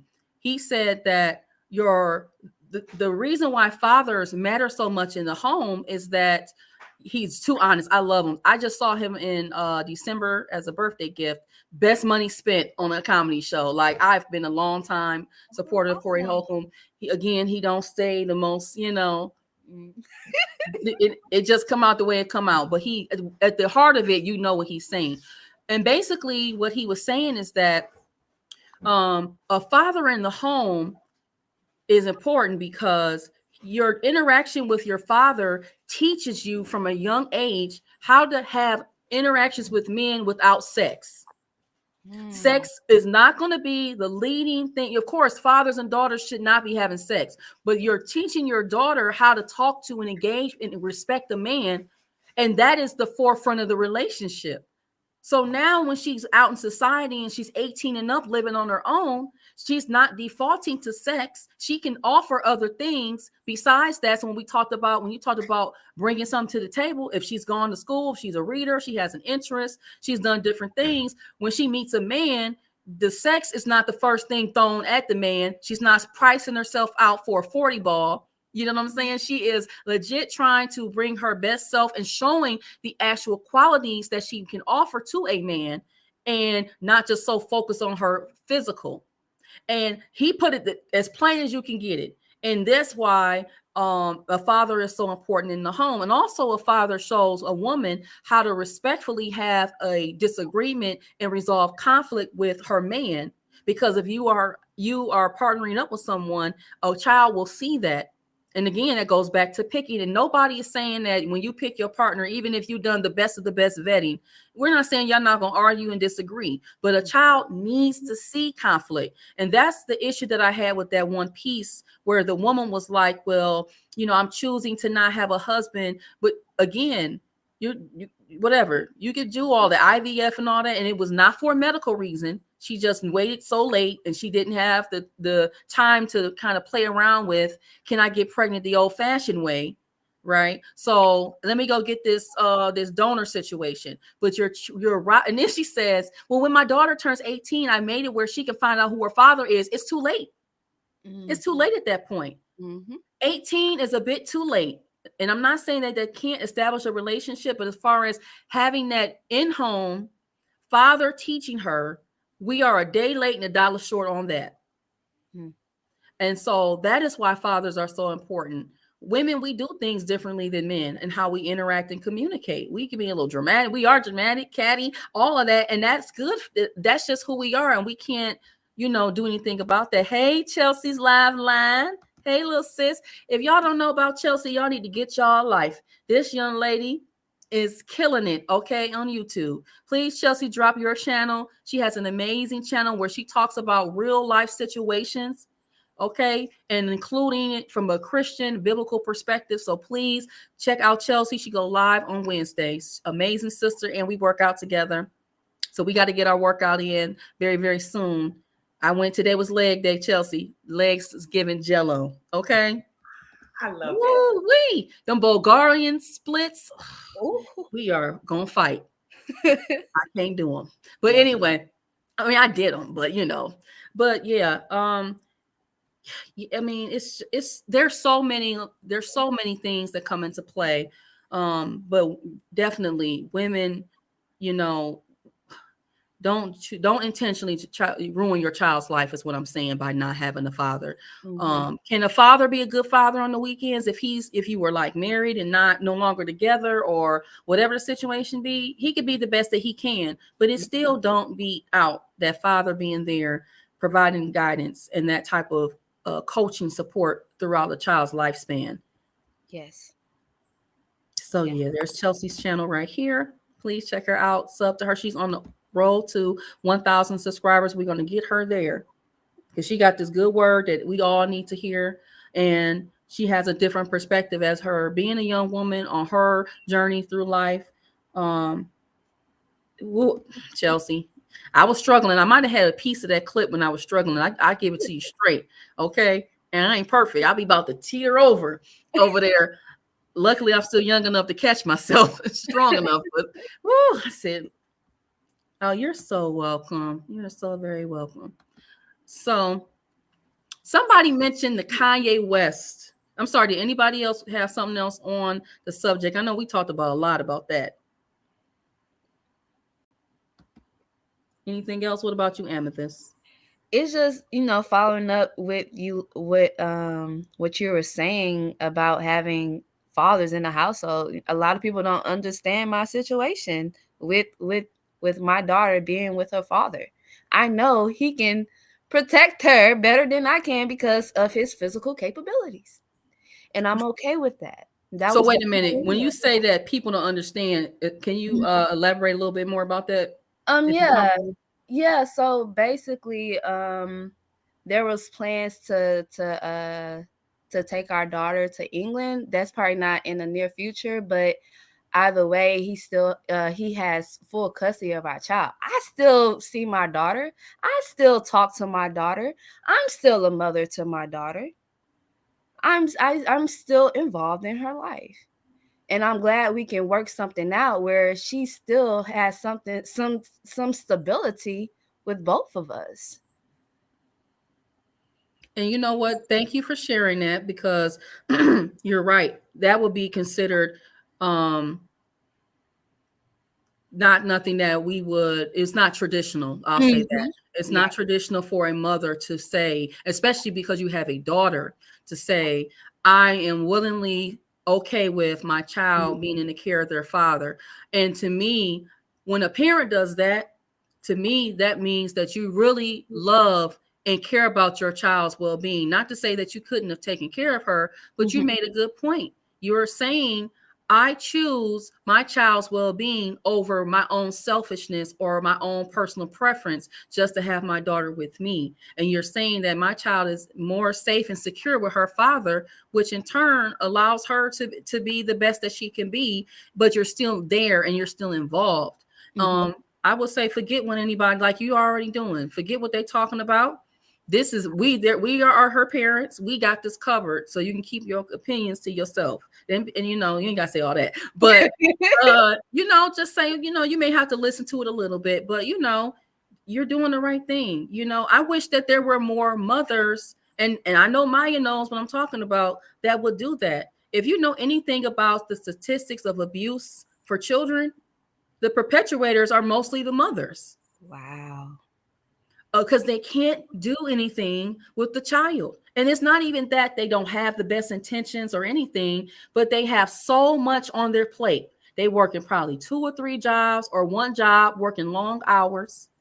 They don't know all the different parenting strategies and techniques. And who does, right? None of us do. I'm a social worker. I still don't. right? You're going to have to learn because everything don't work on every child.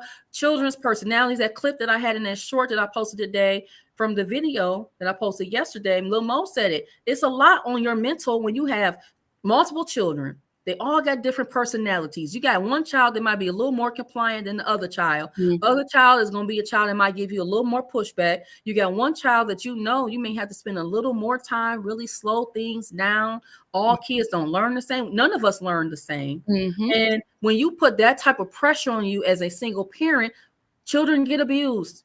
They get neglected, right? I want to do my own thing. I want to go out and hang out. I wish parents would just rightfully and willingly find someone else to take care of their child versus them keeping them. But then that brings me back to, you shouldn't have been doing certain things in the first place, but the child is here now. So let's rectify the situation the best that we can. And I commend you for doing that, right? You know your strengths and you know your limitations. And that's just that. And I think that's amazing. And I think that more people should do that and practice that when it comes to taking care of their children, to make sure that they are in the best environment and everybody is safe mentally and physically. Thanks. You're welcome. And let me see. The situation is different. Like no one. Yes. No one needs to judge. What may work for you may not work for me, and vice versa. You just have to learn how to hear people's story without judgment and being kind to one another. Yes, it's different, right? But it's just different. It doesn't make it right, doesn't make it wrong, but we have a responsibility as a community to support you. And I know what I try to do with the parents and the clients that I have on my caseload is to change that neural pathway in their brain. When they have 5 and 6 different kids by 7 and 8 different men, because those women do exist, I don't come into a situation with judgment. It is what it is, but how can I help you change that neural pathway? How can I help you change your mindset that because you have 5 and 6 kids, you don't need number 7 or 8 right now, or ever, right? So it's being kind. And 9 times out of 10, and Mona, these people be already embarrassed as it is. And the last thing that they need from us, for us to come in like, with looking over our glasses and judging. I'm not about that life, because Maya can write the book on making stupid mistakes, not silly mistakes, stupid mistakes. Okay. I have no room to judge. And Amethyst, I do commend you for knowing thyself, what your strengths and weaknesses are, and that's a tough decision. It's not easy. It's tough. I commend you. Absolutely. Thank you. I think about if I ever had to relinquish my children to somebody else, it would be so difficult for me. I would probably lose it. Okay. So for you to willingly do that, again, that speaks volumes to who you are and your character is as a woman.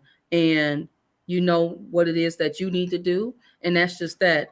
And that speaks back to even what we were talking about again earlier about when you know you have a path to take, just don't allow other people to try to derail you when you know what your vision is and what your mission and your purpose is. And I think that oftentimes too, when we're talking about the families that we've come from, sometimes our families can put us in a box, or they can say, well, I'm only used to you doing this and that. I've experienced a lot of that even up to now. Well, we only see you like this. So if you're not like this, then there must be something wrong. No, it's just that you haven't allowed yourself to fully deal with that loss of who you thought I was.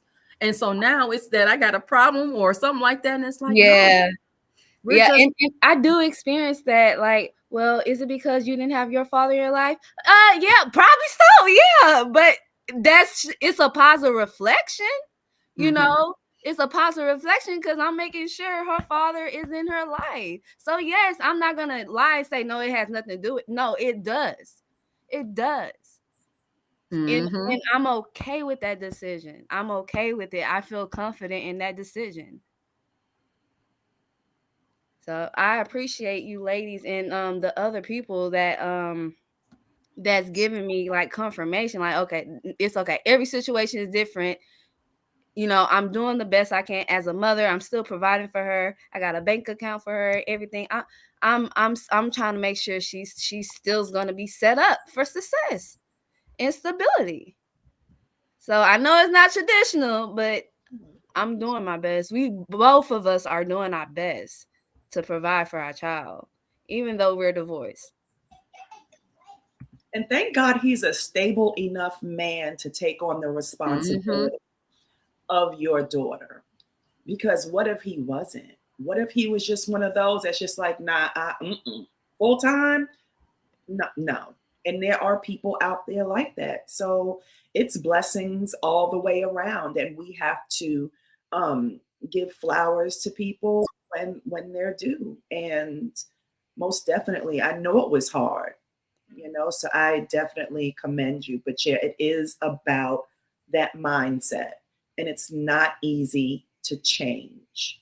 It is difficult, but we have to surround each other. Well, first of all, we have to create a tribe, which is just what Mona is doing today.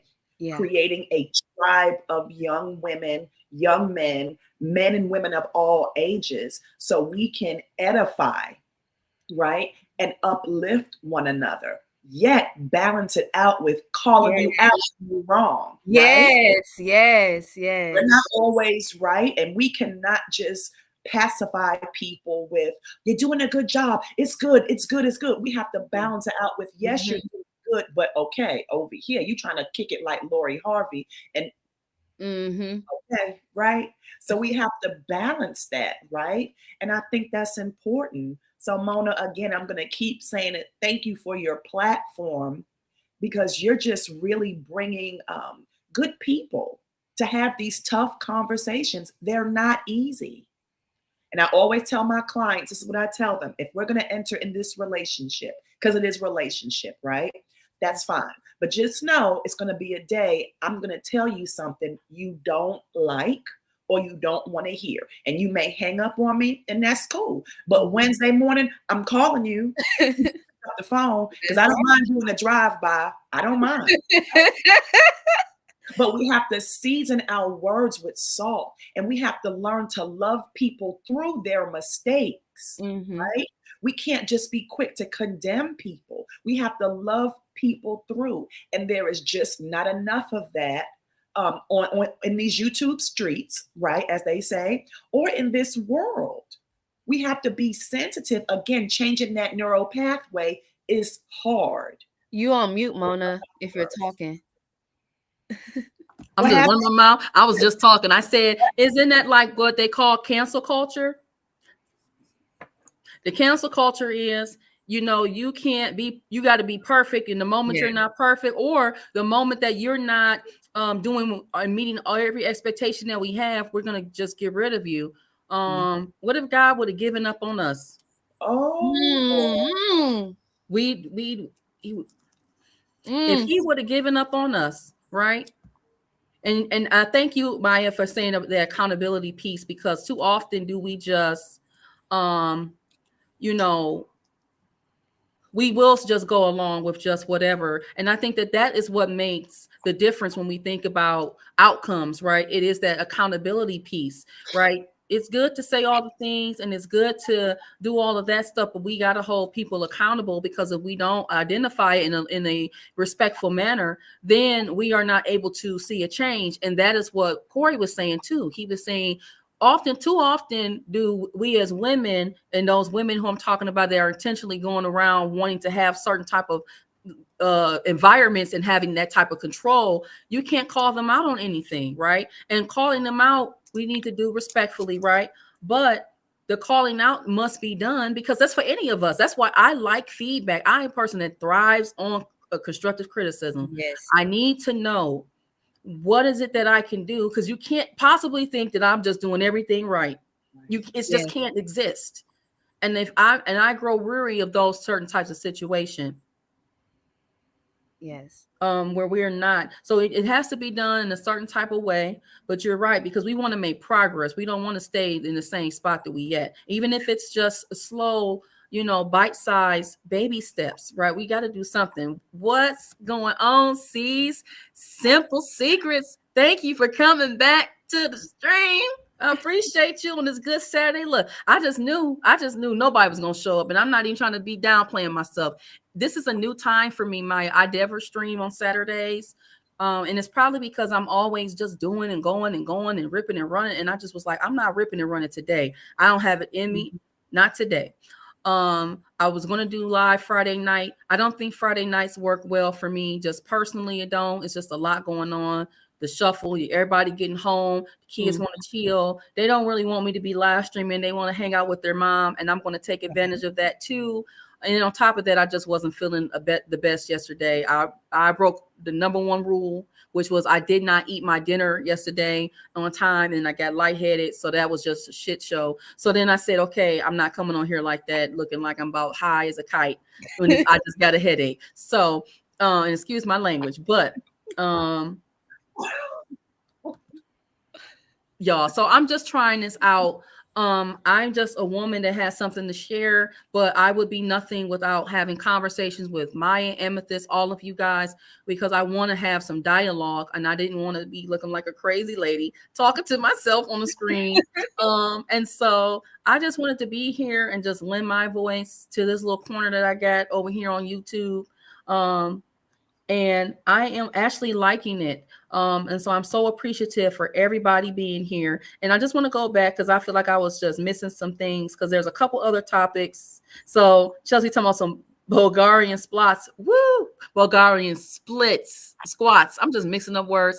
Yes, Chelsea knows my pain. So I wanted to get that. Yeah, we be fighting me and them Bulgarian splits. And then Lauren says, salute to you, even more so if you have a son. Yes, for sure. And then Chelsea said, yes, it is all about mind. Mindset is everything. I just wanted to share. So this is from Sandy. And thank you, Sandy, for being here. The possibility, I just wanted to share that there are those of us that have raised kids and after divorce and both live in different countries. Wow. So that is very unique. But it can be done for sure. And then, hold on. Y'all, I'm telling you, my mouse, I got to go get a mouse tomorrow. I keep forgetting.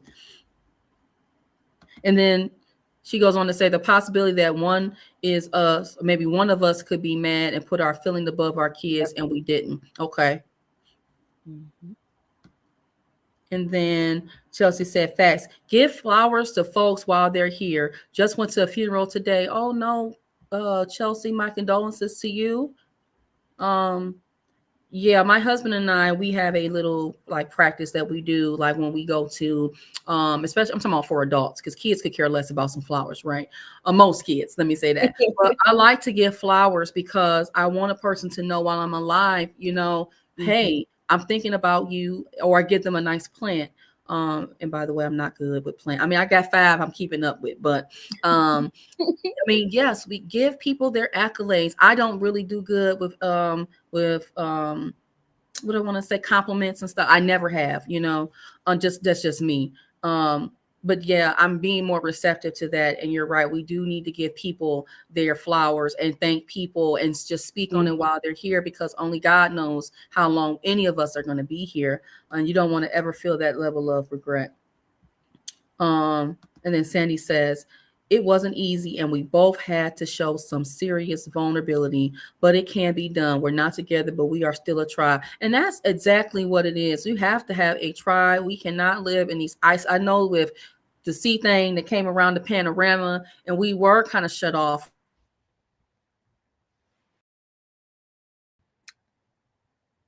Connect that we probably could have never reached before because we are so busy with our lives and just going about doing things. But if we can slow it down a little bit, who knows the type of impact that we can have.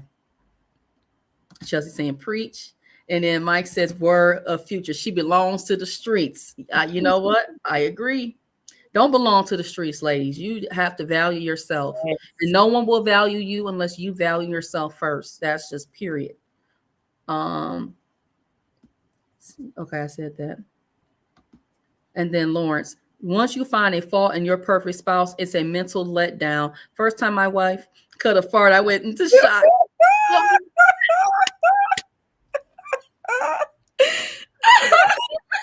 Mars, look, you got us cracking up over here. But ain't that the truth, though? Woo. It's like, how we gonna redeem ourselves after that? Oh, we. Now, was that before the marriage or after the marriage?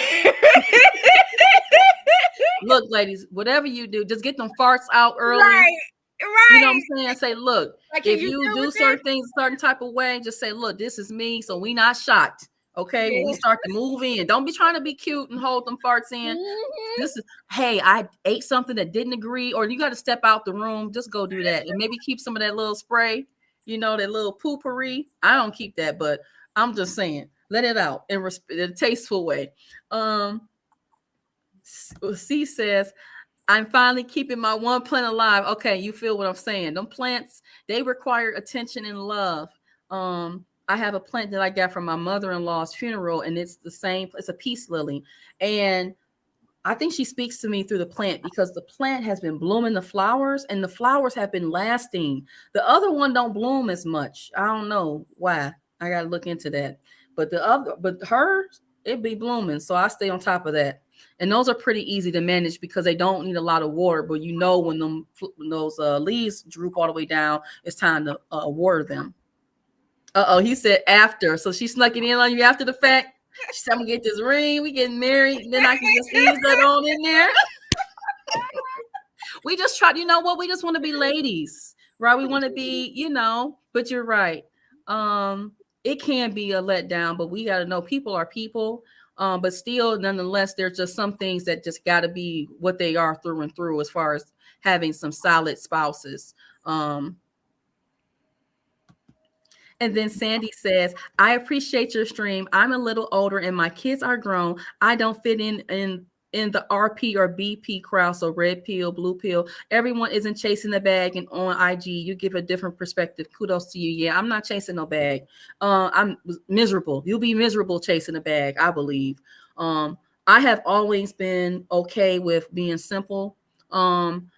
I will say, though, having had spent so much of my life, like just working with people, I was getting a little drained. I was getting a little burnt out. I do work in human services. I just do it on a different side of things.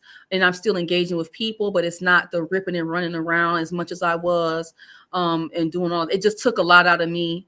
It was burning me out, and I just couldn't be burnt out anymore. When I felt burnt out about it, I just knew it was like, I just don't want to give up on it all the way. But you know, I'm being receptive to other things. And that's another reason why I decided to go on YouTube, because I really like this. Like, this is like a hobby for me. Like, I am passionate about YouTube. I mean, I know I'll be a few minutes late. I know I'll be a little janky sometimes. I'll be struggle streaming, but I really enjoy, like, it's like I miss talking to a family member when I don't come on live anymore. So that's why I said, well, I can't do the everyday thing, not just yet, but I can't do the once a week. It's not enough. I need to feel like I need to check in with you guys, see how you all are doing, and you guys keep me abreast of certain things.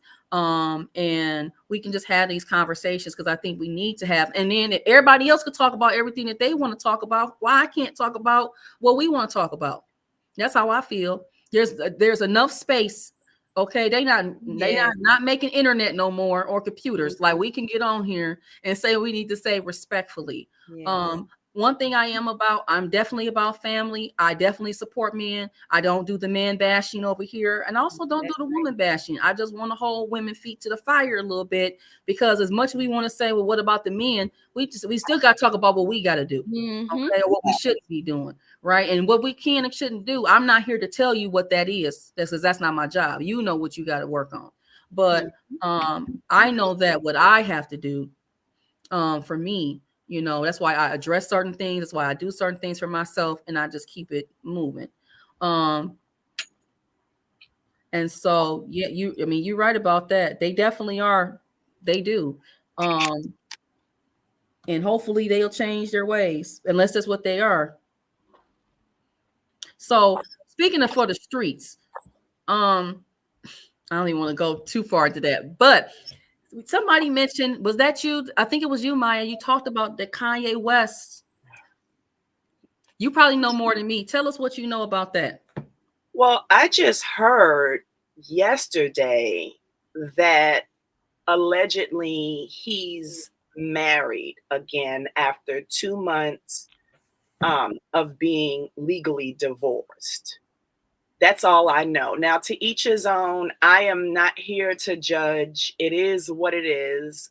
But, and I don't know Kanye personally, but what I do know is, from my perspective, he is not the most stable, Okay. I guess. And it's just like, wow. Like, when are you just going to be by yourself and attack, you know, these demons that you're dealing with? You're still grieving, from my perspective, the loss of your mom. I lost my mom in 2019 abruptly. It does mess with your psyche, right? And it forever changes you.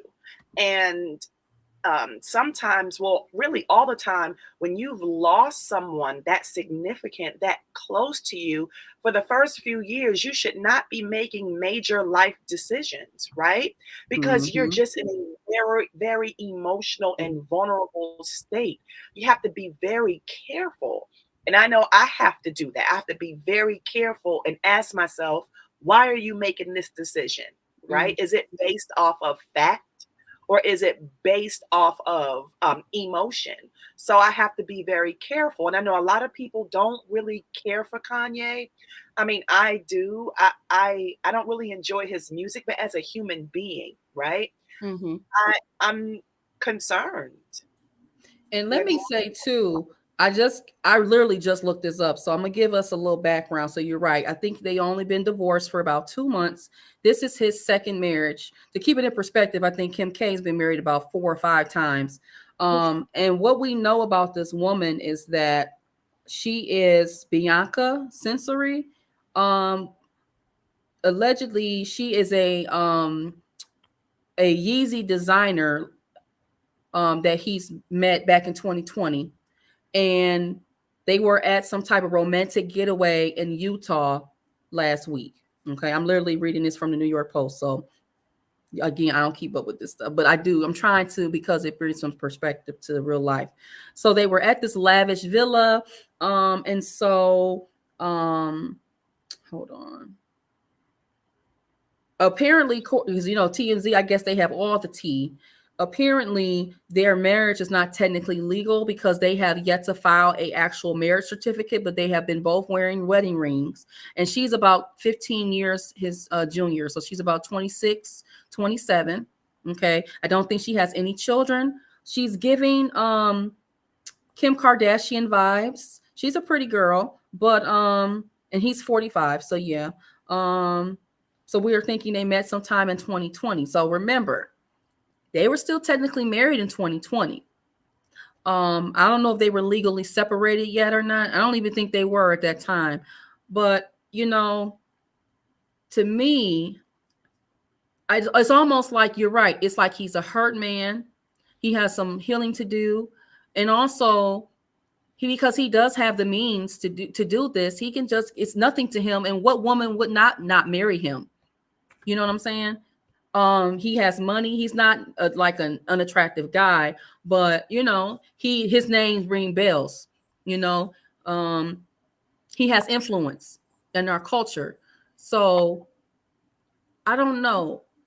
I think it's just a lot. I think that as a man, can he get married? Yes, he can get married as many times as he wants to, if that's what he wants to do. But at the end of things, did you really learn what you needed to learn from your previous relationship? I don't know, as a wife, if I was in that access to him, I don't know if I would just be like, oh, I'm going to get on your page because you got some money. Now, again, I don't know what type of connection they have or anything like that. And who knows that she's not a part of his healing. So I can't speak to that either. I just would question what his true intentions are, like any woman should, because that's what women should be doing. We don't ask enough questions. We're not doing it. We're going to go with, because the man got some money, or he might look good, or we get digmatized, then that's what we're going to roll with. We got to move beyond that. This is why when I have conversations with women, when you look at these laundry lists that you have, where are there anything of substance, and can you match any of those things in terms of what a quality woman needs to have in terms of dating and relate as far as relationship? I don't like to use dating too much because I think at one point dating can be a little too gray of an area. I think that if you want to be in a relationship and you want marriage, that's a conversation you have out the gate respectfully. And you got to put yourself in places where men are thinking like that and they are wanting that from you. You don't get with men that are not available to you. And that's just a whole another rabbit hole we can go down. But the bottom line is that hopefully this man is getting the healing that he needs. Hopefully this woman is being, is a part of that, and that she is not just using him for clout and money. And that, that's just a part of that she's going to support him because he's going to have a lot of healing. He has been through a lot. He has done a lot of things to himself in the media and society, but I think he's a genius. I love Kanye.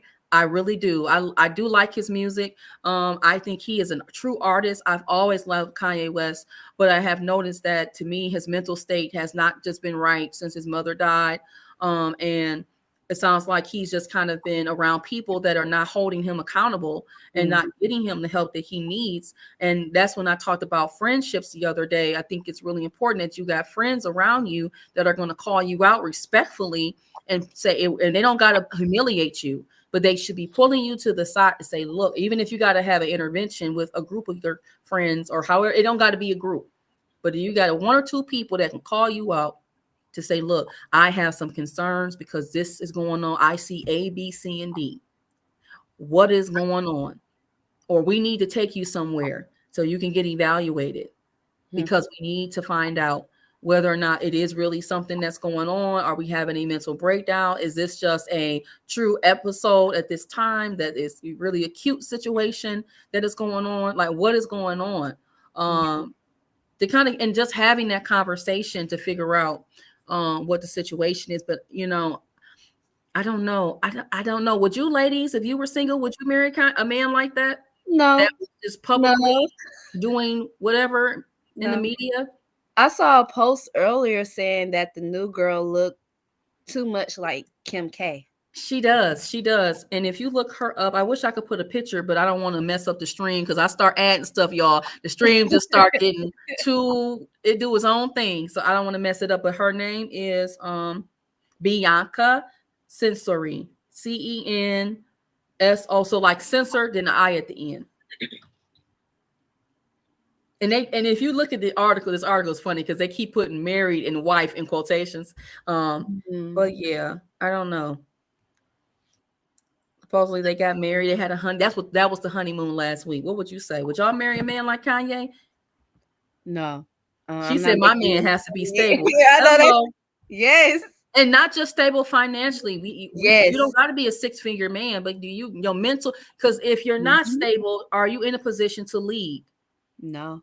How many of women have dealt with a man that we knew wasn't stable, but we just went with him because of the good time and the trouble and the sex and all of that? It's just it's that can't be long term and it's not sustainable. That it's giving very much Blueface and Chrisean Rock. I just seen that some clip of them. I think I'm gonna post it on for something. He's telling her like, yeah, heads up, my family is going to be coming over, his mother and his sister. And if you have kept up a little bit or just know over the last couple of years since they've been dating each other, I don't even know what to call that. It's a mess. They've been physically abusing each other, emotionally, verbally abusing each other publicly. We have seen the clips of them, just both of them mutually being physical with each other, mutual attacks, I should say. And he telling her, by the way, my mother and my sister gonna be here, but we just gonna be cool because this is like our, farewell to them because we're not dealing with them no more. His mother has said some things about the relationship. I think his mother and sister may have fought the girl. It's just too much. It's too ghetto. And then Mike says he's no longer a billionaire after what he said. He has bipolar disorder. Yeah, they took his money away. Some of his money, but he's still rich. I mean, nonetheless. And the sad part is he's around a lot of yes men. People who are going to say, yes, sir. Go for it, sir. What do you want, sir? It's okay. He has no one around him. And I kind of sort of get it, because if you tell a billionaire no, you may not have a job, right? So everyone essentially is looking out for themselves, but it's to the detriment of a human being, of Kanye. And it's just really sad. I do believe he's a very wise, and as you put it, Mona, a genius, right? But those be the weirdos. Let's keep it real. I'm not being funny at all. And these are people who think they know everything. I mean, it's difficult. You have to be teachable. You don't know everything. It's okay to tell people no. And you're right, because we don't know how many people he's feeding off of his finances, right? So they probably are going to go with what he's saying. And that is why, and Sandy, she posted, she said, we don't ask the quote unquote right questions. Questions can be slightly different depending on the age, the couple age group. So if we're not, and that's what the question that in that video that I posted, Corey said, how do you know? How do you know when you are picking a partner, what questions to ask? If you are a mother, a girl, a woman that has not been raised by a father to guide you and to go over those scenarios and to be an example, how do you know what to ask? Who do you go to if you have no father, if you have no stable men to go to and get those questions answered? How do you know what questions to ask? Yeah. Right. Because to be honest, when I hear, y'all know how it is when you were younger, if you've heard other people, they talking about what your horoscope is. I don't care about your horoscope. Yeah, you might be this and this person might be that. Yeah, in that book, it might say we compatible. We dealing with real human beings here. Yes. And what do they got to do with the price of tea in China? We need to know. Facts. What is your program? What is your intention for me? Do you want to just sleep with me and that's it? We have a good time. We go out to eat. Do you want to be married? I want to be married. Or if you don't want to be married, look, I'm just here so I can get this meal. Don't lie to the man. Well, and it's not even about knowing the question. Sometimes, like what I used to do to my husband, I would sit back and watch people. Yes. Behavior doesn't lie. I watch a pattern of behavior. It's just almost like an interview. So when you're asked these questions because you really want the job, you put your best foot forward. I don't care about all of that, but I'm gonna do a drive-by and I'm gonna watch. You take the garbage out. You got kids. I'm gonna see how you deal and how you roll with your kids. I'm gonna see how you deal with your ex. I watch it all. And like I did my husband, it was just like, okay, let's meet at the Starbucks. I had a whole PowerPoint presentation out.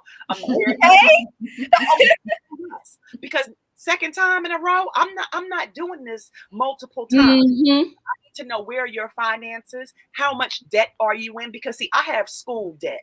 Okay, what is your credit score? Because my credit ain't that good, but I'm working on X, Y, and Z. So I didn't want to ask too much, but I needed to know where you were, right? And I need to know what's up in here. Because no, he's not a six-figure man, but as long as his mindset is six-figure, he can get us there, right? It's all about balance. It's not all about money. I just want to make sure that the Georgia Power stay on. I need to know the I'm gonna know if you lose your job, because things do happen, that you know how to get back out here and hustle. Yes. Happen. Okay. Now I don't need much. I just need my gym paid for. I need my trainer paid for. Can you help a sister out with my chicken breast? That's all I'm saying. I don't need much. But Maya, that's a good point, because you said that you have had the experience and you learned from your experience before. And what you're saying to me, that's just how my mindset was at 21, 23 when I met my husband. I'm looking, and it's not even about looking at potential per se, but can we get what is his work ethic, right? Yes. What is has he ever said that he cares about family? Has it ever come out? Did he say he want to have kids? Okay, but do you want to have marriage too? What is your faith like? No, I'm not necessarily, all this and that, but do you want to go to church? Can you read the word with me? Can we pray together?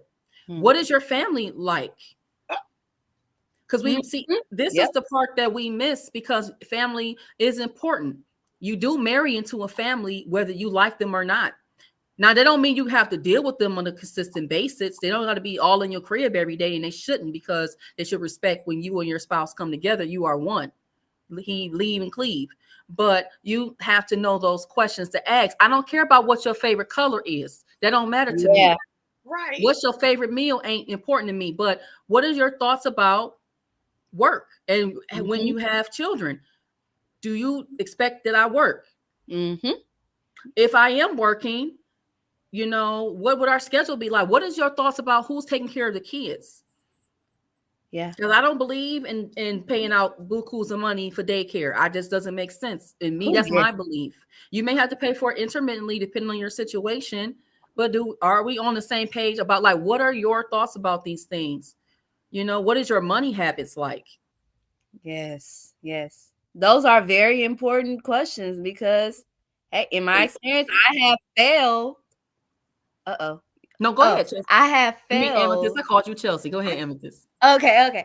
I was saying, in my experience, I have failed and ignored the signs concerning behavior. It don't matter what they said, it's the behavior. Do your behavior match?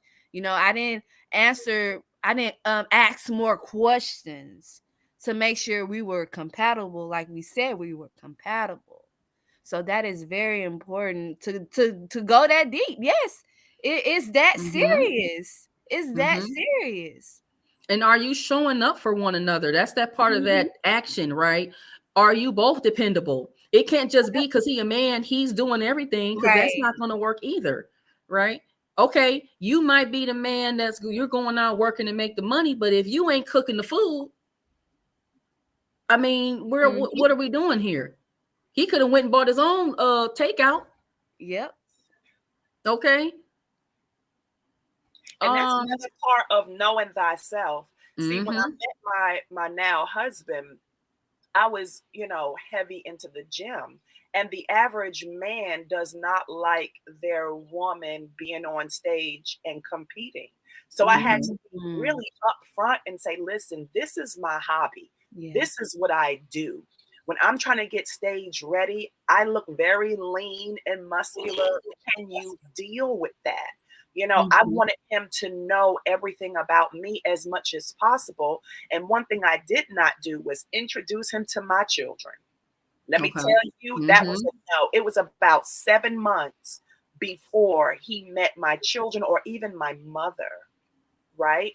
Because I know the women in my family, we attach really easily, right? And if this relationship was not to work out, like, it's not just a breakup with me, you breaking up with my family. I don't want nobody attached, right? So he would try to, you know, can I meet your daughters? Nah, bruh. Nah. You want to meet because very early on, he knew he wanted to be in something serious with me, but I didn't see it just yet, right? And I didn't want to meet his kids. I was like, no. And that makes sense. If you guys know, there's a rumor going on right now that Taye Diggs, he was dating April. I can't think of her name, but basically Omarion's baby mama, right? The last few weeks, like around holiday time, was the first time that I think there were videos of Omarion and April's children's interacting with I can't think of his Taye Diggs. Well, the new rumor today is that they're no longer dating. So you have brought your children, and who's to say how long the kids have even been around him? That's just the first time that we've seen it on video. So you have, for the last year or so, been dating this man. Your kids have been around him, and now you're breaking up. To me, if you're not going to plan on, if you have children, and that's whether you got the children, the man got the children, or you both got children, my belief is you don't introduce, like you said, Maya, your children so early into each other, because if it's not going to be long term, you're going to be ruining that relationship that child has now formed with it. Because nonetheless, even if you're not married, that's still a person they had a relationship with. And unlike if it's the biological parent, a step parent relationship, especially when the children are minors, they rely on the parent that the child lives with and comes from to manage that relationship. So if you don't deal with that man no more, you're taking the kid away from another parent or another support system. You have to also understand, like, I have a relationship with my husband's ex-wife. That's it's what I do. One of my best friends is my kid's father. So when we have Thanksgiving and Christmas, he comes by, right? And I had to make sure that my husband is okay with him. And I had to make sure that he is okay with my husband because he's one of my good friends. And it's a strange, weird situation, but we all get along. And all of our kids are grown, you know, they're grown, but nonetheless, you know, his kids didn't come out of me, right? And I also stay in my lane. I think sometimes, I know, Mona, you mentioned a little bit earlier about, you know, just be your authentic self. When your man come by, don't put a full face of makeup on and appear like you're this perfect woman.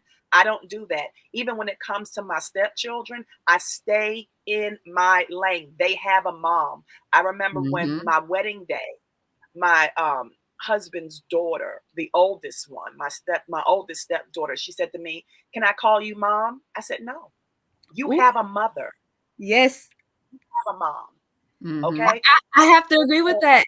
Me and my ex-husband said we're not gonna do that. Well, how old was the child? How old was the child? Wild. She had to be about what, 22? Can I she call was you an adult? Oh, Okay, wow. yeah. And the thing about it is, I have a different perspective about being a step parent, right? I don't start something I can't finish. And I 100% respect their mom. So no, and I don't do, let's think about it. Nah, no, you can't call me mom. You will respect your mom and call her mom, right? Yes. Let's work on a friendship. I don't play them games with step parents. I don't do it with my children and my husband. I don't play those games. We take things slow. We let things naturally fall in place. Because I see some weird things happening out here. I know a few of my friends who are stepmoms, and they just feel like I have to go all in and do this, that, and the other. And they picking up kids. I stay in my own lane. Listen, those kids have parents, right? And if I'm available, okay. Or if your spouse asks you, because I have a little different of opinion about that. And I guess it depends on the age of the child. So when my stepdaughter met me, she had just turned 5 years old. And in that situation, because it took us about maybe 6 months to get engaged, and then we got married. So then we allowed her to decide what she wanted to call me, and she chose to call me mommy.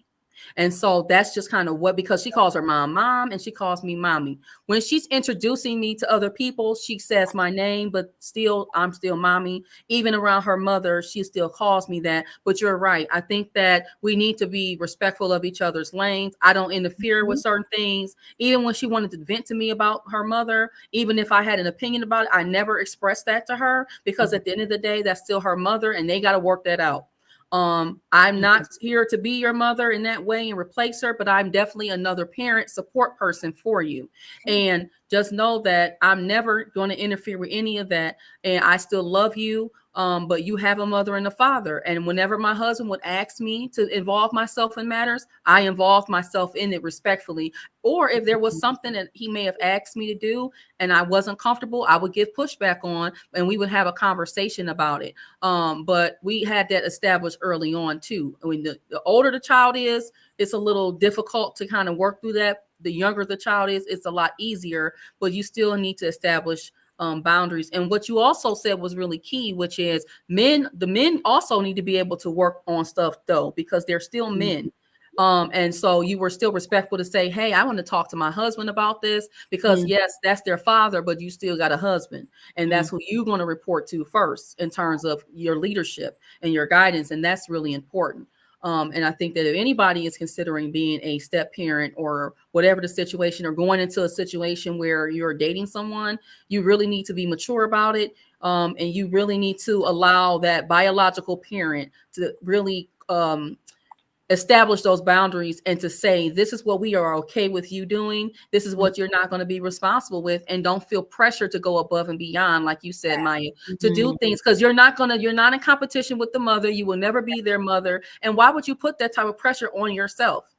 You don't want to do it at all. It's just, and then it starts to cause confusion, and then you get disappointed as the step parent. Do not allow yourself to be disappointed. And now my stepdaughter is 19. She still calls me mommy. And at the end of the day, we have a shift in a relationship, which is like a, still like a parent role, but it's really like if I was talking to any young adult her age, we can have those conversations. And I don't always tell her father things because she's a young adult. I respect her privacy. But if there's ever something that I feel like it's a life or death matter, I will tell her father, and then he will handle that.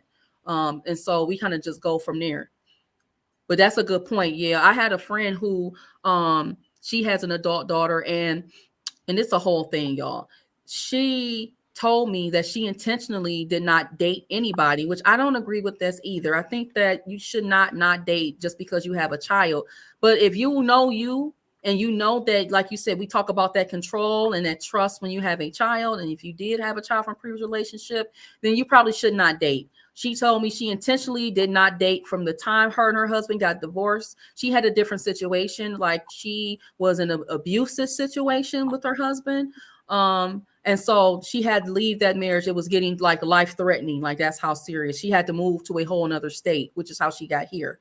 So basically, she chose to not have any other man. And to be honest, it was probably also from the trauma that she had from that marriage, which is why she probably wasn't so trusting. But she told me, I just did not date because I just wanted to focus on being a parent. But I will say this, you don't want to not date and lose your parenting skill.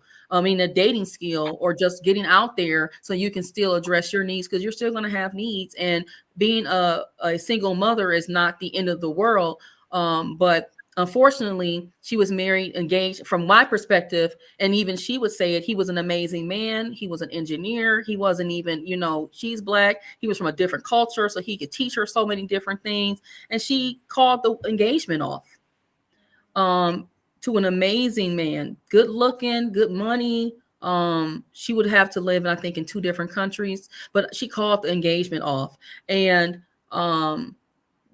unfortunately, I think she felt like this is the reason why I didn't date when my daughter was little, right? Because if my daughter was little and I was engaged to this man, and then here I am not getting married to this man, I spent all this time with my daughter, And so these situations are complex. They are very difficult, and they can be nuanced. Yeah. But I will say, no matter where you are, you have an opportunity to get it right. But you're going to have to take some ownership. Your boundaries. And if you really are not in a certain space, don't present yourself as available either, because that's just confusing, and you wasting your time. And that man could be gone to his wife, or whatever the situation is, or to, she could be with her husband. So let's not waste people's time and keep it a buck. Yes. And I respect that. You said you're not dating a single mom again. Don't want to walk out of their kids' lives. 100% agree. I mean, because kids get attached. And thank you, Chantel, for being here. Thank you to C for the $20 Cash App. Thank you. You and Maya are sponsors of today's stream. I appreciate you. I always want to acknowledge you. I know I put my little comment in, but I put you in the ticker. Okay. So, but yeah, it's just so many, there was so much stuff that I saw today. I said, must have been trash day, because it was just so many stories that still are relevant, because it's just a lot going on. There was a story about, and I want to know your thoughts about this, Maya. A story came out from Queen Naija. Queen Naija, said that, let me see. I don't even know if I saved it, but I think I downloaded the video. Basically, Queen Naija came out and said that she regrets having a BBL. She said she regrets adding fat to her butt, like not as much. So basically, she's saying she wished she didn't add as much of the fat to her body, because basically her butt was probably just getting too big and it don't look good. What you think about that? Wait, repeat that. What did you say? She said, Queen Naija regrets adding fat to her butt, like not as much. So basically, I didn't think it was going to do that much. She just did like the tummy tuck and a little.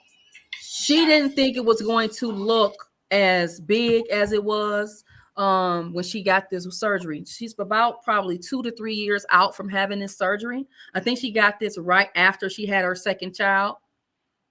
Okay. If you know who Queen Naija is, she is from Michigan. She is a singer. She is a beautiful singer, amazing, talented. She's about maybe 25, 26. I don't know. Chelsea or Amethyst, y'all might know more about her than I do. And so she started off in YouTube. She used to do pranks here with her first baby daddy. And then she got discovered and then wound up signing a big record deal and then got with another man, had a baby. She did the whole mommy makeover thing and then got a BBL done as a part of the mommy makeover. That's a lot of work to be done, in my opinion, at one time. A tummy tuck, breast lift, all that at one time, and then you get the fat done and stuck in your butt. And so basically, and she's not the first one. A couple of other women have come out in the last month or so saying that they regret their BBLs. Over the years, it don't look good. You have gone eating, you didn't change your habits because you got the quick fix, right? I wanted to have a voluptuous figure, and I'm not knocking surgery. Do what you want to do with your body and your money. But when we don't learn the habits that we need to keep our body up, what do you expect? So tell me, Maya, what you think, and Amethyst, tell me what you think, because I know you went through your own transformation. But go ahead, Maya. I want to hear from you, the trainer, because you're a certified trainer. So I want to hear from you. And again, I don't knock surgery. It is what it is. My only concern, honestly, is the number of young women who are getting these surgeries in their 20s. Their body is just not done doing its thing. You're so young to be making such permanent, lifelong decisions. Such a BBL. However, my daughter had a BBL. I went to Miami. I went with her, and I wasn't ready for taking care of her. That was a whole situation. However, you brought up a good point. You have to keep that up, and one thing that the doctors are not going to tell you, again, I went with my daughter, is about eating right afterwards. The things you have to do to maintain. I make sure to a point that my daughter does what she has to do. I'm always constantly talking to her about the way she eats and the things she needs to do to upkeep her body. It's not a quick fix that you do and you can go back to your old lifestyle. Mm-hmm. No, it's very expensive, and then you have to upkeep that thing. It's almost like buying a brand new Mercedes, right? Or a BMW. You have to still get the oil change. You got things you have to do to maintain that. And I don't think that we're clearly thinking about the afterwards, the aftercare. Again, I am not against surgery. I would love a boob job. But I'm not going to do it because I'm just not. It's just something that, Mona, if you wanted to pay for me to get it, I'd probably get it, right? Okay. I ain't gonna. I ain't about to spend my. It ain't coming out of my pocket. But I just wish that these young women would give their body just a little bit more time to settle into their body. The whole mommy makeover. A lot of older women are getting that. But you just can't come home and open up a whole bucket of fried chicken. Like, but that just goes to show the mindset. It's all about that mindset. And you just not, it's such a scary thing. It's just scary, and again, I think it should be an age limit on that. In your 20s, you're still morphing and doing, but that's just my personal opinion. If anybody in the chat has had one in their 20s, I am not shaming at all. Actually, I'm jealous. But just take care of yourself. Take care of yourself. And welcome to Bella. I'm so happy to see you, sis. Thank you for stopping by. She has an amazing channel. She's another young woman. Well, I'm not that young, but she's a young woman content creator. Look, I might have a little youthfulness, but don't get, I'm an older woman. Okay. Don't look. It's so funny when people like, I'm young. I look, black don't crack. It don't matter. Your mindset should not be of a woman that's a teenager and you are in your 30s, 40s and up. Should mid 20s even. Okay. But I digress on that. But I agree. I think that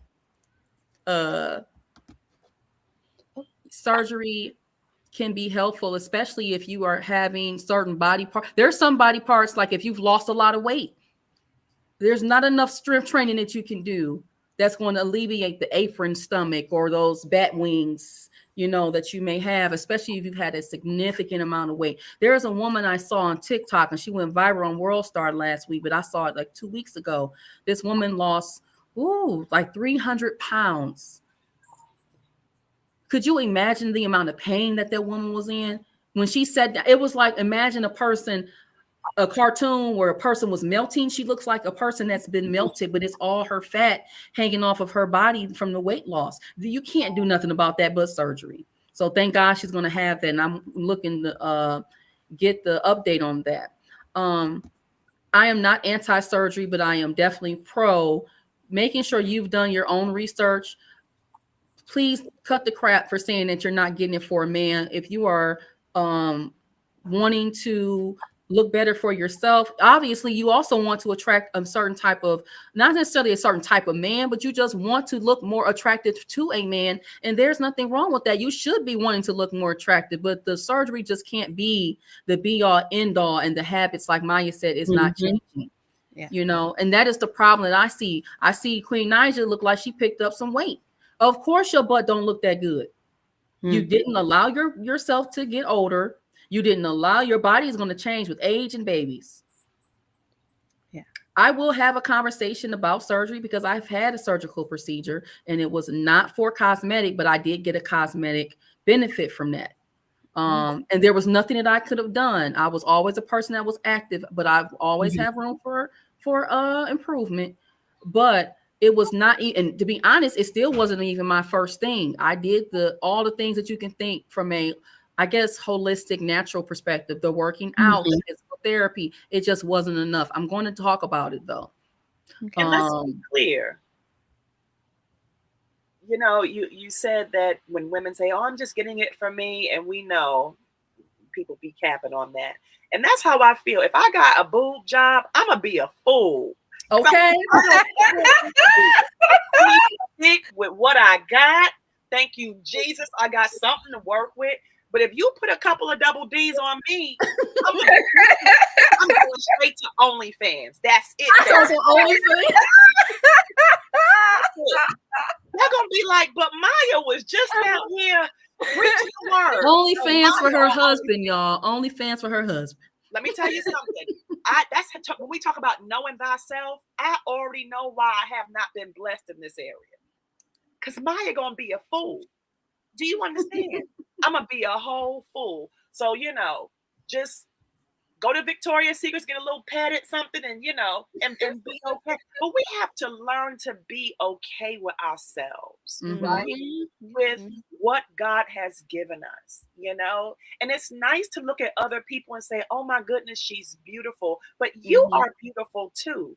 Right. And if you are fortunate enough to get an enhancement or whatever, I mean, no shame. It is what it is, you know, but my husband already know if I do it, it ain't going to be right. So it ain't going to be right. But Maya, but that's just speaks to the testament that your man, first of all, you are a fitness, like you are in fitness, you're already physically fit, you are in shape. So your man already saw you and he was already attracted to that aspect about you as well. So to me, whether you get it or not, you were still attractive and you are a attractive woman. So yes, you got that benefit. But for other women who might look at you and they might think, I'm not as fit as you, or I don't have what you have. You know, when I used to be like, oh, I wish I could have this or that. No, you don't. Because then it also comes with stuff. I've always been a very curvy woman. That I used to. One thing I never liked, and I still don't like, is attention.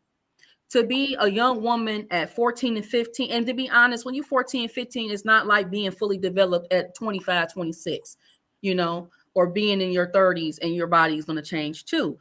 I never liked that, you know. People paid for what I had at that age, and I just didn't like that attention. I used to cover up because I didn't like men looking at me because I was so shapely and so curvy, you know. Not like the curvy we see today. I'm just talking about like really just shapely. And it was just like, I don't like to be a distraction. Like that's just doing too much. Why would a person pay for this? You know, you want to be able to walk in the store and you want to be able to buy certain clothing off the rack. You want to be able to dress and not feel like you're limited in your options. And even if you're not there, you can get there, but definitely work with what you got.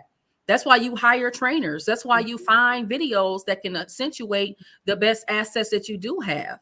You know, a man, you can go and get all that done, and a man still go with the woman that didn't have none of that. Flat back, as flat as a wall. They don't care.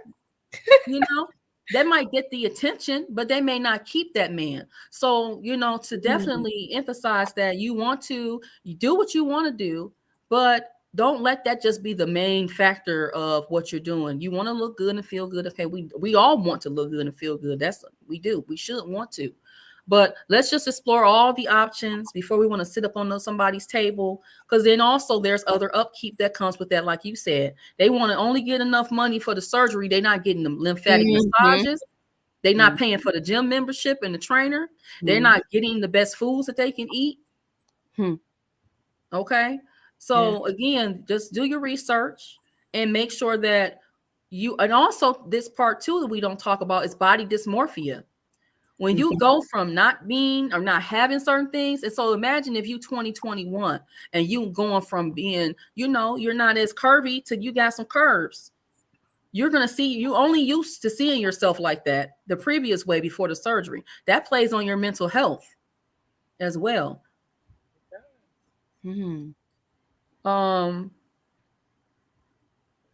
Dre Mike says a woman went to the DR to get a BBL and is missing a kidney. Spent $3,000 on the BBL, but won't invest in their health or an S&P 500 index fund. I agree. I definitely agree. Priorities are misplaced. Wanting the quick fix, the instant gratification. But again, we see what we see on social media.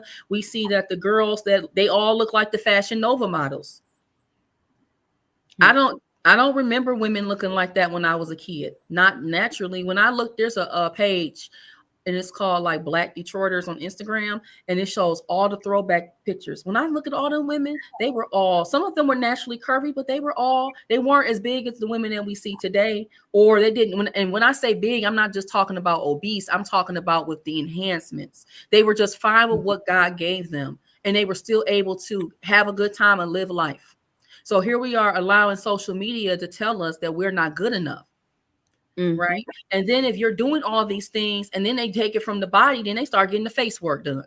Then when you have children, your kids can't even identify with you, especially if you have a daughter, because you don't even look the same. Wait a minute. Hold the phone. Stop the show. Bella, another Detroit sister. We got to go to lunch, ma'am. Yes, we do. And I'm going to come to Georgia very soon. I know both of you ladies are there. I haven't been to Georgia since like right before the pandemic hit. I literally came right around October, November 2019. East Side, Warren Connor, Bella. Warren Connor, ma'am. Warren Connor. Projects, Parkside Homes. That's where I'm from. Okay. East, the grimy East Side. I'm you know, I'm refined and reformed. You know, that is so weird. That's awesome. I mean, that's awesome. I mean, that's like a coincidence, not weird. Because to be honest, you don't know who you see on these YouTube streets. But yes, I am coming down to Georgia very, very soon, even if I have to come by myself. The last time I came to Georgia, I was by myself, but it was work, and I stayed for like 3 or 4 days, and it was for work, but I had fun. It's just not enough time. I couldn't hit up Slutty Vegan. I was just not enough time. I was just downtown, and these random men was trying to take me. Oh, girl. I said, no, we're not doing that, sir. I have a really funny story to tell, but I ain't gonna tell it now. It's gonna throw off. Okay. But yes, Deep East. She say Deep East. I got you. Yes, ma'am. If you are on IG, let me know. I'm gonna put my name. My what is my Instagram name? I don't even know. I keep changing it because I was trying to keep all my stuff the same because of, you know, just so people can recognize me now. But somebody took my name, y'all. It was just like real basic. Mona D, somebody took it. Now I got to put extra underlines and all that stuff. And I said, this can't be life. So, wait a minute. My cash app is lit up. Hold 2 on. underscores, Mona underscore D underscore. Okay. I already saw that. Put it in the chat. That's what I'm about to do because I'm so bad with my Instagram. I'm not on Instagram as I'm going to be honest. I've traded in Instagram for YouTube. That's my confession. And the main reason why is because if I'm going to be talking to people and having conversations, why not build my my channel in that way? And I'm going to do it on here, and I hope to be monetized sometime in the year. Like that's my goal. So I decided to take my talents to the South Beach and move over here to YouTube. And then also too, I just have a different perspective. I do like Instagram still. I get some good, funny things. Thank you, Amethyst. You quit, girl. That go on over there on Instagram, but I really like YouTube because you do get a different perspective. I've always watched YouTube, but you do get to learn different things and you get to connect with people in a different type of way because you can, like, if you've ever done IG live, it's trash. It's not like over here. I be getting kicked out of when Amethyst go live. I get kicked out of her chat all the time, and I got to come back in. It's just a lot. How can I help you, son? You listening? Okay, my son is listening. You want to listen to grown people talk? You want to come say hi? No? Okay, I ain't gonna put you on the spot. That's my son, Kai. So yeah. So yeah, it's 2 underscores, y'all. And then yeah, it's a mess. I'm gonna have to change it. But yes, let's connect. Me, you, and Chelsea. But I am gonna come down to Georgia very, very soon. We were trying to debate if I was gonna bring the kids or not, but to be honest, I might have to stay behind because I don't want to be worried about no babysitter. Is Amethyst in Georgia? Yes. Where are you at? I'm located near Charlie Brown Airport on Fulton Industrial. You're not far from me. I am in I'm in Ellenwood. Look at that. Look at God. Okay. I'm not too far from you. Maya, do you remember? Were you there when Amethyst did the collab with Maggie? No. You didn't see it? Okay, yep. I think that was too early on then before. Okay, yeah. This was like, this was like last year. No, it was last year in the summertime. Okay. Are you talking about the meetup or when I did a live? The live stream. She was actually in the spring. I think that was in the spring. That was in the spring. Yeah, Amethyst was actually at Maggie's and they cooked together at her home in the kitchen. Like when AV came, they did the same type of collaboration. Okay, Amethyst, I didn't even know you had a channel. I'm gonna look for you right now. Okay, it's Sec Amethyst, the Lioness of Videography. You can just type going to be there too. Look, you don't got to wait to Georgia to see me belling. Right? Look, we right around the way. That's so funny. Coincidental, I should say. Look, okay, my hair is fine. Look, my hair is finally dry. Lord, it's not even dry. Don't think it's not dry. It's just finally where it's like it don't feel as wet. It's still wet though. It's just down in there. For me not to have that much hair, it's in there. Oh, you have a lot of hair. Yes. Ooh. You have a lot of hair. Okay, let me say this. I have dense fine hair, but it's not like Amethyst hair. Amethyst has really thick hair. I would probably get my hands stuck in her hair because it's just that thick. I don't have a lot of hairs per scalp like you. I can't wear locks because if I wore locks, you could see every inch of my scalp, even if they were fully mature, because my scalp just it's not that dense as far as my hair in that regard.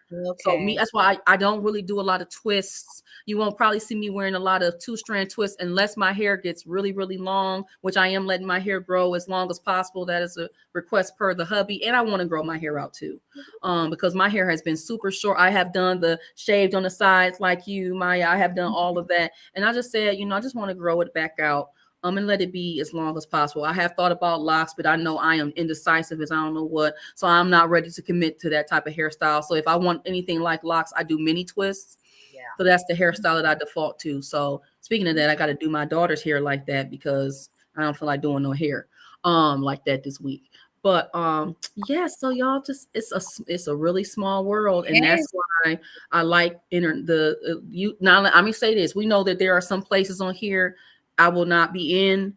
I would not be. But in terms of, in general, you can make some really good relationships and networks, and that's what you want to use it for.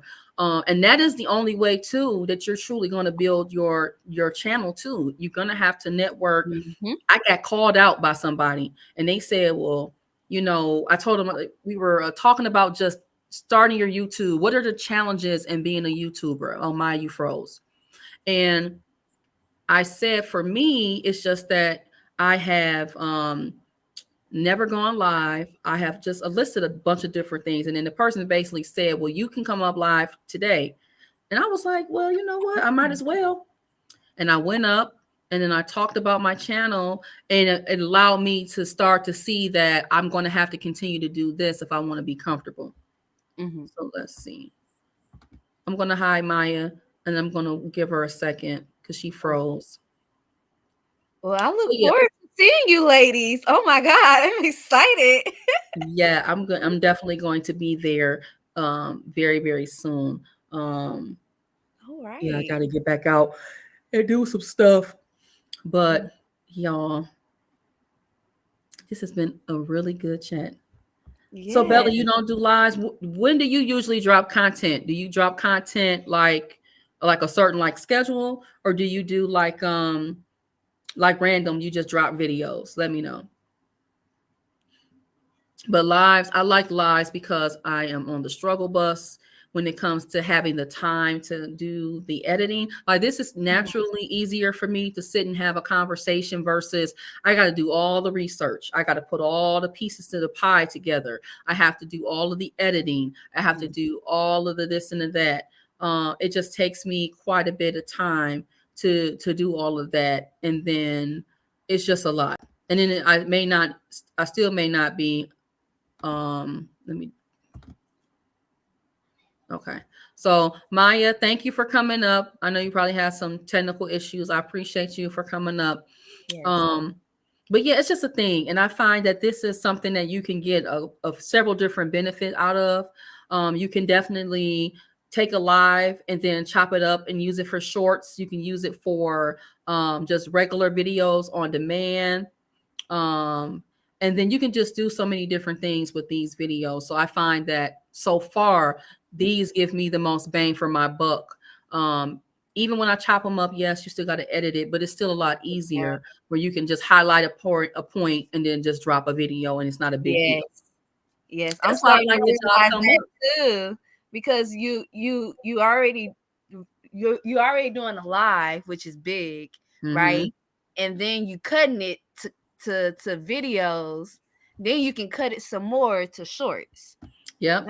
So you're getting multiple uses out of that content, and it's helping with your watch hours. Yes. So you got to work smarter, not harder. That's for sure. So you said random and there. But I've also been dropping videos on Tuesdays and Thursdays. Okay, so you have like a schedule for that. Okay, that's cool. Awesome. So tell me, y'all, I'm so glad that y'all hung in here. I was on here for 3.5 hours. Woo-wee! I can talk. What do y'all think? Bella, what do you think? This is your first time? Okay, I got you. This is your first time, I think, tuning into a live, unless you have been on a live before and I missed you. I'm not like some of these professionals over here. And thank you, Chantel, for stopping by. You know, there's some people that they can just manage the chat, but it is difficult to manage the chat, have a conversation, not get distracted. And I probably got the attention span of a fruit fly or a gnat. So for me to be able to try to do all these different things, y'all, it's different. But I know that only practice and only continuing to do these things will allow you to get better.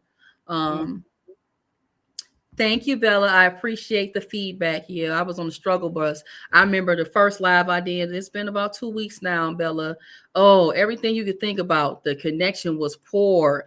Sound, the visual was poor. Sound was poor, visual was poor. We just had to start talking about random stuff. I think I did no, it wasn't random. I did have a plan to do this. I did like a haul on some products and stuff that I use. And so that went well. But at the end of the day, the audio was trash. And there are some things that you can forgive. But the audio, if it's not good, you can just forget about it. We can work around video. But the audio, if that's not good, then it's a wrap. So Amethyst, tell us about your channel. Tell us about what you have in the works. What is your plans as far as this year for your channel? Okay, yes, I'm glad you asked because I think you missed that because that's what I was trying to announce on my last live last night. So basically, I want to start 2 more channels. Well, you a bad girl, Amethyst. I know. I'm like, okay. You know, I graduated high school, right? I got more time, right? So I want to start 2 more channels. Okay. One of them. So in my plan, my strategy is to do all the editing for those channels on this page on Linus of Videography, then put the final videos and products on those channels to whichever is geared to. Okay, so let me understand. So are you saying you're going to show us on the Lioness of Videography of how you're doing the editing? The editing, yes. Okay, I like that. And then the other channel is where we're going to see the final product. Okay, I like that. That's creative. Yes. Okay, and then what's your next channel going to be? It's going to be music. I wrote a lot of music in 2020. Okay. Some of them are explicit. You know, so just a heads up. And that was just me expressing myself at that time. And I had just bought a song from somebody that I've been waiting a long time to get. So I'm like excited now, like, oh, I got the song now. I can start recording. And so when you say music, are you a singer? Are you a rapper? You do both? Rapper, and I don't sing. Okay. Rap, yeah. Rap. That's it. And thank you for that compliment, Lawrence. You say you're already a proven multitasker, so juggling different balls won't take you long to master. Thank you for that compliment. You know, I was very hesitant because for me, I felt like a little bit like a fish out of water. Luckily, I have experience as being a moderator, working the software to a degree, the streaming software. So I kind of had that familiarity, but it's still different when it's you doing it for your stuff and you're kind of figure out how to navigate all the different things. Like literally, let me tell you what I did to even get that video to work. Now, I didn't know about the sound. I didn't think that the sound sounded as loud as it did. Like when I'm editing my videos, it's all the way up, the volume is. And so once I got it uploaded into or downloaded, and then I had it on here to play through the audio, and maybe it's the music player that I'm using. I don't know. I need to go in and mess around with the settings. But I said, at least I wanted to be able to work on getting the video up and doing the screen share. So I had to sit there and I spent a little bit of time, 15, 20 minutes or so of that time working on doing all of that once I got everything downloaded. So that way I can make sure that at least the video was going to play. Because I do want to be able to do some of those reactions to those videos in real time so we can talk about it, because one of the things I do not like about my videos on demand is sometimes it's a little difficult for me to do scripting on these different things, and then I am going back to re-record it, and then it's just my picture. Like, it might look cute and it might look good to you guys, but I think it's a little draining for me. I would just much rather get all of that stuff done and then have a conversation with you guys, and we can talk about it and break it down in real time, and it makes it a little more interesting, I think, for the conversation. But let me know what you guys think about what the format that I'm doing. I'm open to suggestions. I am very new here as far as being a YouTuber. I'm going to be changing my schedule up. I want to do something during the daytime on Fridays, as far as doing a live stream, kind of like what I did today, but it would be even earlier than the 3 o'clock, I'm thinking, just because I want to maximize when I have the most time for me to do it undistracted, and I can just do it for a couple of hours and go about my business. And she said, I love that hat. What hat? I love that. Oh, I love that. Oh, look. It's all right. It's all right. I'm gonna make myself a meme. That's what I'm gonna do. Yeah. Look, I say I know somebody gonna take something that I say and make a meme. Look at that black girl with that wide face. Who she think she talking to? Oh Lord. Look, I'm okay. That don't bother me. I already got some trolls. But thank you, Maya, for the feedback. Yeah, that's what I want to do. I want to continue to do that. I just got to go and mess around with the stuff. Even the time, like, I'm going to have to just buckle down and just say, I'm only going to have time to mess around with all these different things and stuff like that, so I can just get it together. You guys already helped me get a new computer, so I am so thankful and appreciative of that. It's still not the computer that I would rather have, but I said at least it's better than nothing, and so I can still work towards getting another computer in the future. So, but right now this will do. At least I think it will, and I'll just go from there. I am going to work on getting a mic at some point. Oh my God. Sorry, I'm getting excited. You talking about what I love. I'm getting so excited. Oh, about like the tech part of it. Yes. I want to get a stream deck and I want to get a mic, but I think I want to have the stream deck before the mic. We'll see how that works, how I'm feeling about that. And then what else do I think I want? I don't know. I'm not trying to get myself too ahead of myself. That's the one reason why when I started this, I already came in with the mindset that I wasn't going to overdo it. And I would encourage anyone that's a new YouTuber, unless you have like a lot of discretionary income, I would not advise you to just be buying stuff, especially if you're not even fully committed to doing this. Do not waste your money and your time and energy buying stuff. You can literally use your phone or use a laptop that you have, as long as it's at a minimal standard for what the software requires. And just go from there, you know. Don't feel pressured to buy things that everybody else had. Everybody's setup is going to look different. That little thing in the back, $5 from Target, y'all. We not doing nothing too fancy over here. Okay, I just took the green screen down because I said it was giving like I was in this real studio, like I'm doing animation, and that is not my lane. So I definitely wanted to just give it a little feminine touch a little bit, but it's still in my office. It's still my printers, computers back here, you know, just basic stuff. I had already had a ring light. Well, no, that's not true. I bought a ring light for my shorts that I would do in the kitchen, but I'm going to continue to use it for other stuff. But that was rather inexpensive, $17. It came with a little remote. And what else do I have? A gooseneck phone holder, like real basic stuff. I'm not trying to overdo it.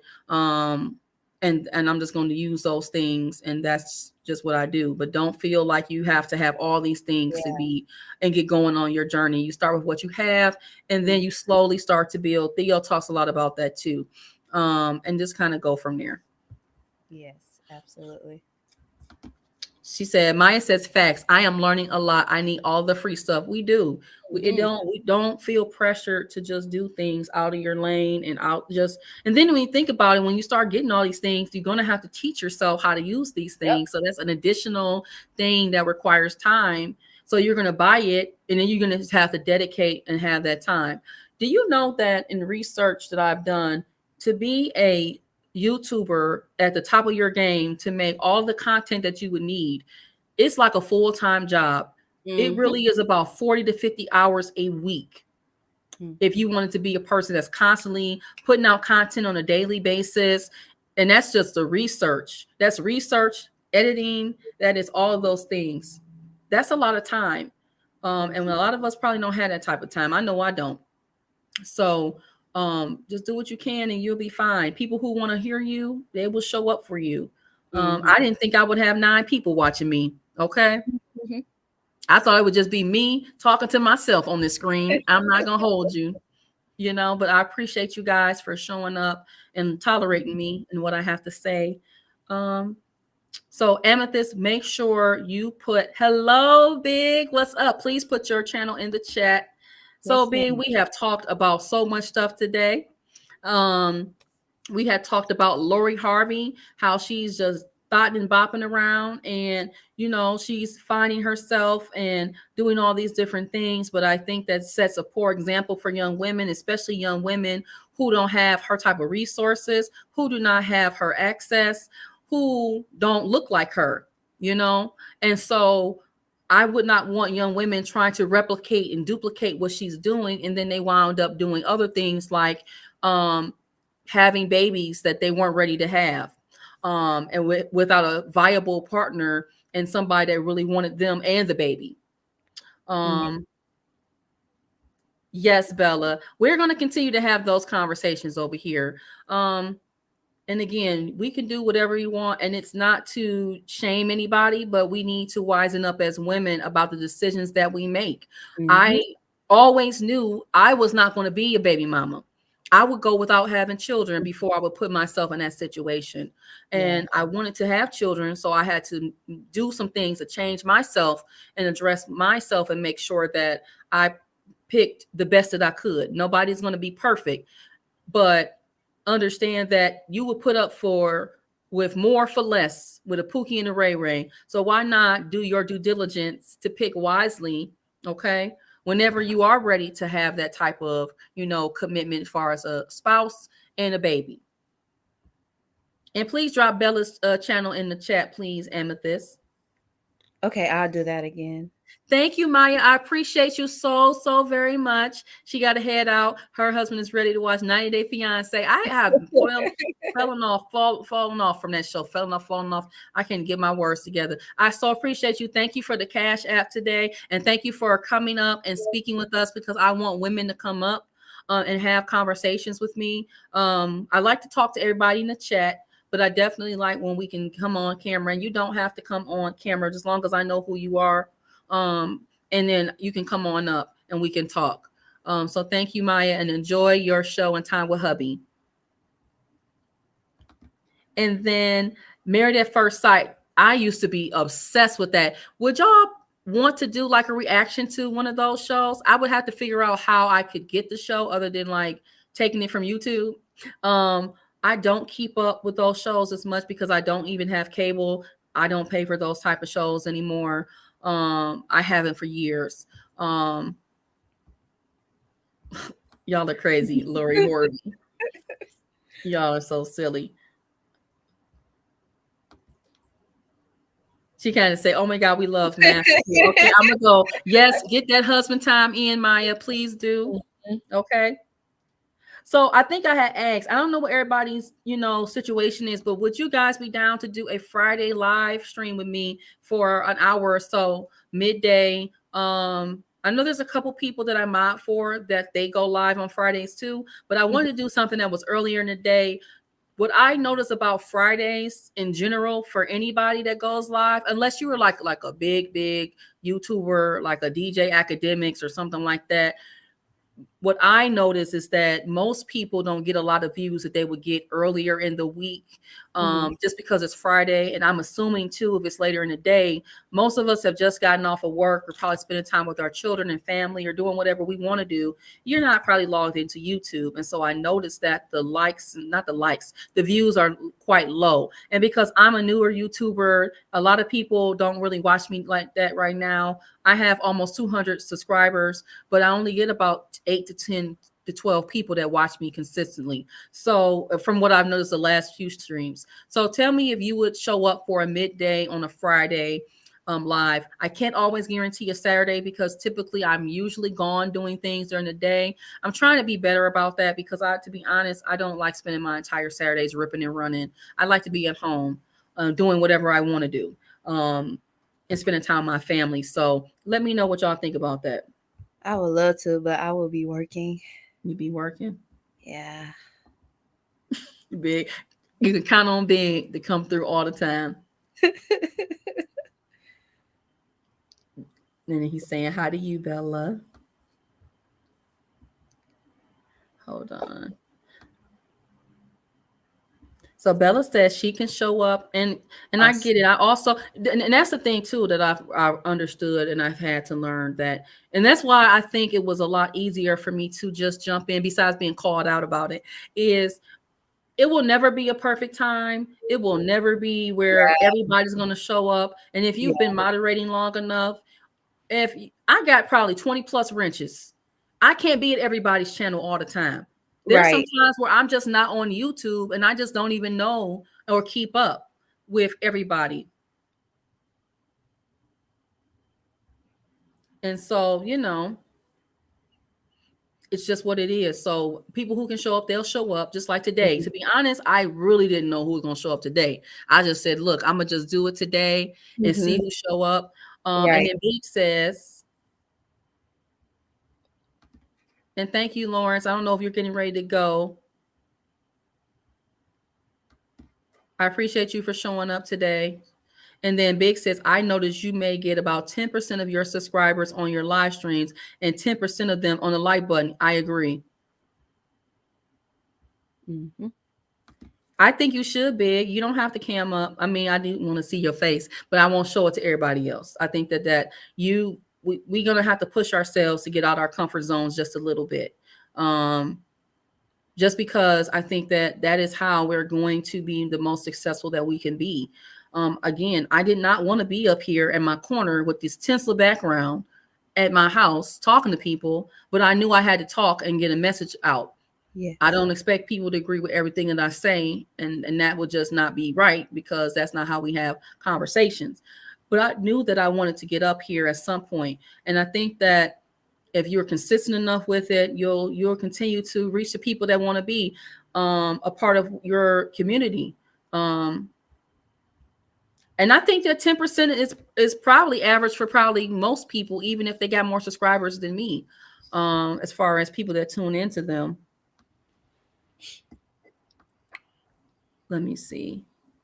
Did I miss anybody? So yeah, y'all. Just keep pushing out content, you know. Y'all, I can't believe that video that I put out. What was that? What video was that? It was the one where I was talking about single mamas or something. Not single mamas. I was talking about the girl too broke for marriage. That video did, and that was the most views I got for a video on demand ever. I have shorts that got 12,000, 13,000, 2, 3. I noticed that those type of videos, those reaction videos get views. Oh, it's people want to have some conversation over here in these comments. Yeah, the single mom by choice. That wasn't a video. That was a short. That got almost 2,000 views, 1.9. Oh, wow. And then what else? My one video, the two bro for marriage, got 1.4. That was a video on demand. Okay. Yeah, people they don't care about seeing no family stuff. They don't want to see none with no kids over here. They want to see food and controversy. That's what they want to see. Maybe some workouts. I got to prove myself. Once I get these thighs down some more, then maybe they'll believe me. But, look, I'm just keeping it real. I can't, that's why it is easier for me to talk about certain things because I'm living what I'm talking about. Yeah. I'm not going to tell nobody about it's important to get your health together if I'm not doing it. Uh-huh. That's what I'm about. I'm holding myself accountable and I'm going to show you this is what I'm doing over here. putting And in the then work. Dred says, my off days, Saturdays, Sundays, and holidays, I don't celebrate. Okay. I work on the holiday, this holiday, y'all. I really do. But y'all, I don't mind. I'm at home anyway. You should review the BMF show. That'll get you views and you from the base operations. I do not keep up with that show. I could not barely make it through the first one. I tried to watch the new season of it. What was that on Sunday? I fell asleep on it. I just couldn't do it. I will probably need to get caught up on the, well, let me say this. I watched probably, if there's maybe 8 episodes in the first season, I might have really watched 2 all the way through. So then the new season came out, and I probably watched 20 minutes of that, y'all. But I will try to get caught up on some of this stuff. It's just hard now. If I had done this years ago and I was watching Power, I would have been able to give you all the tea. I can't do that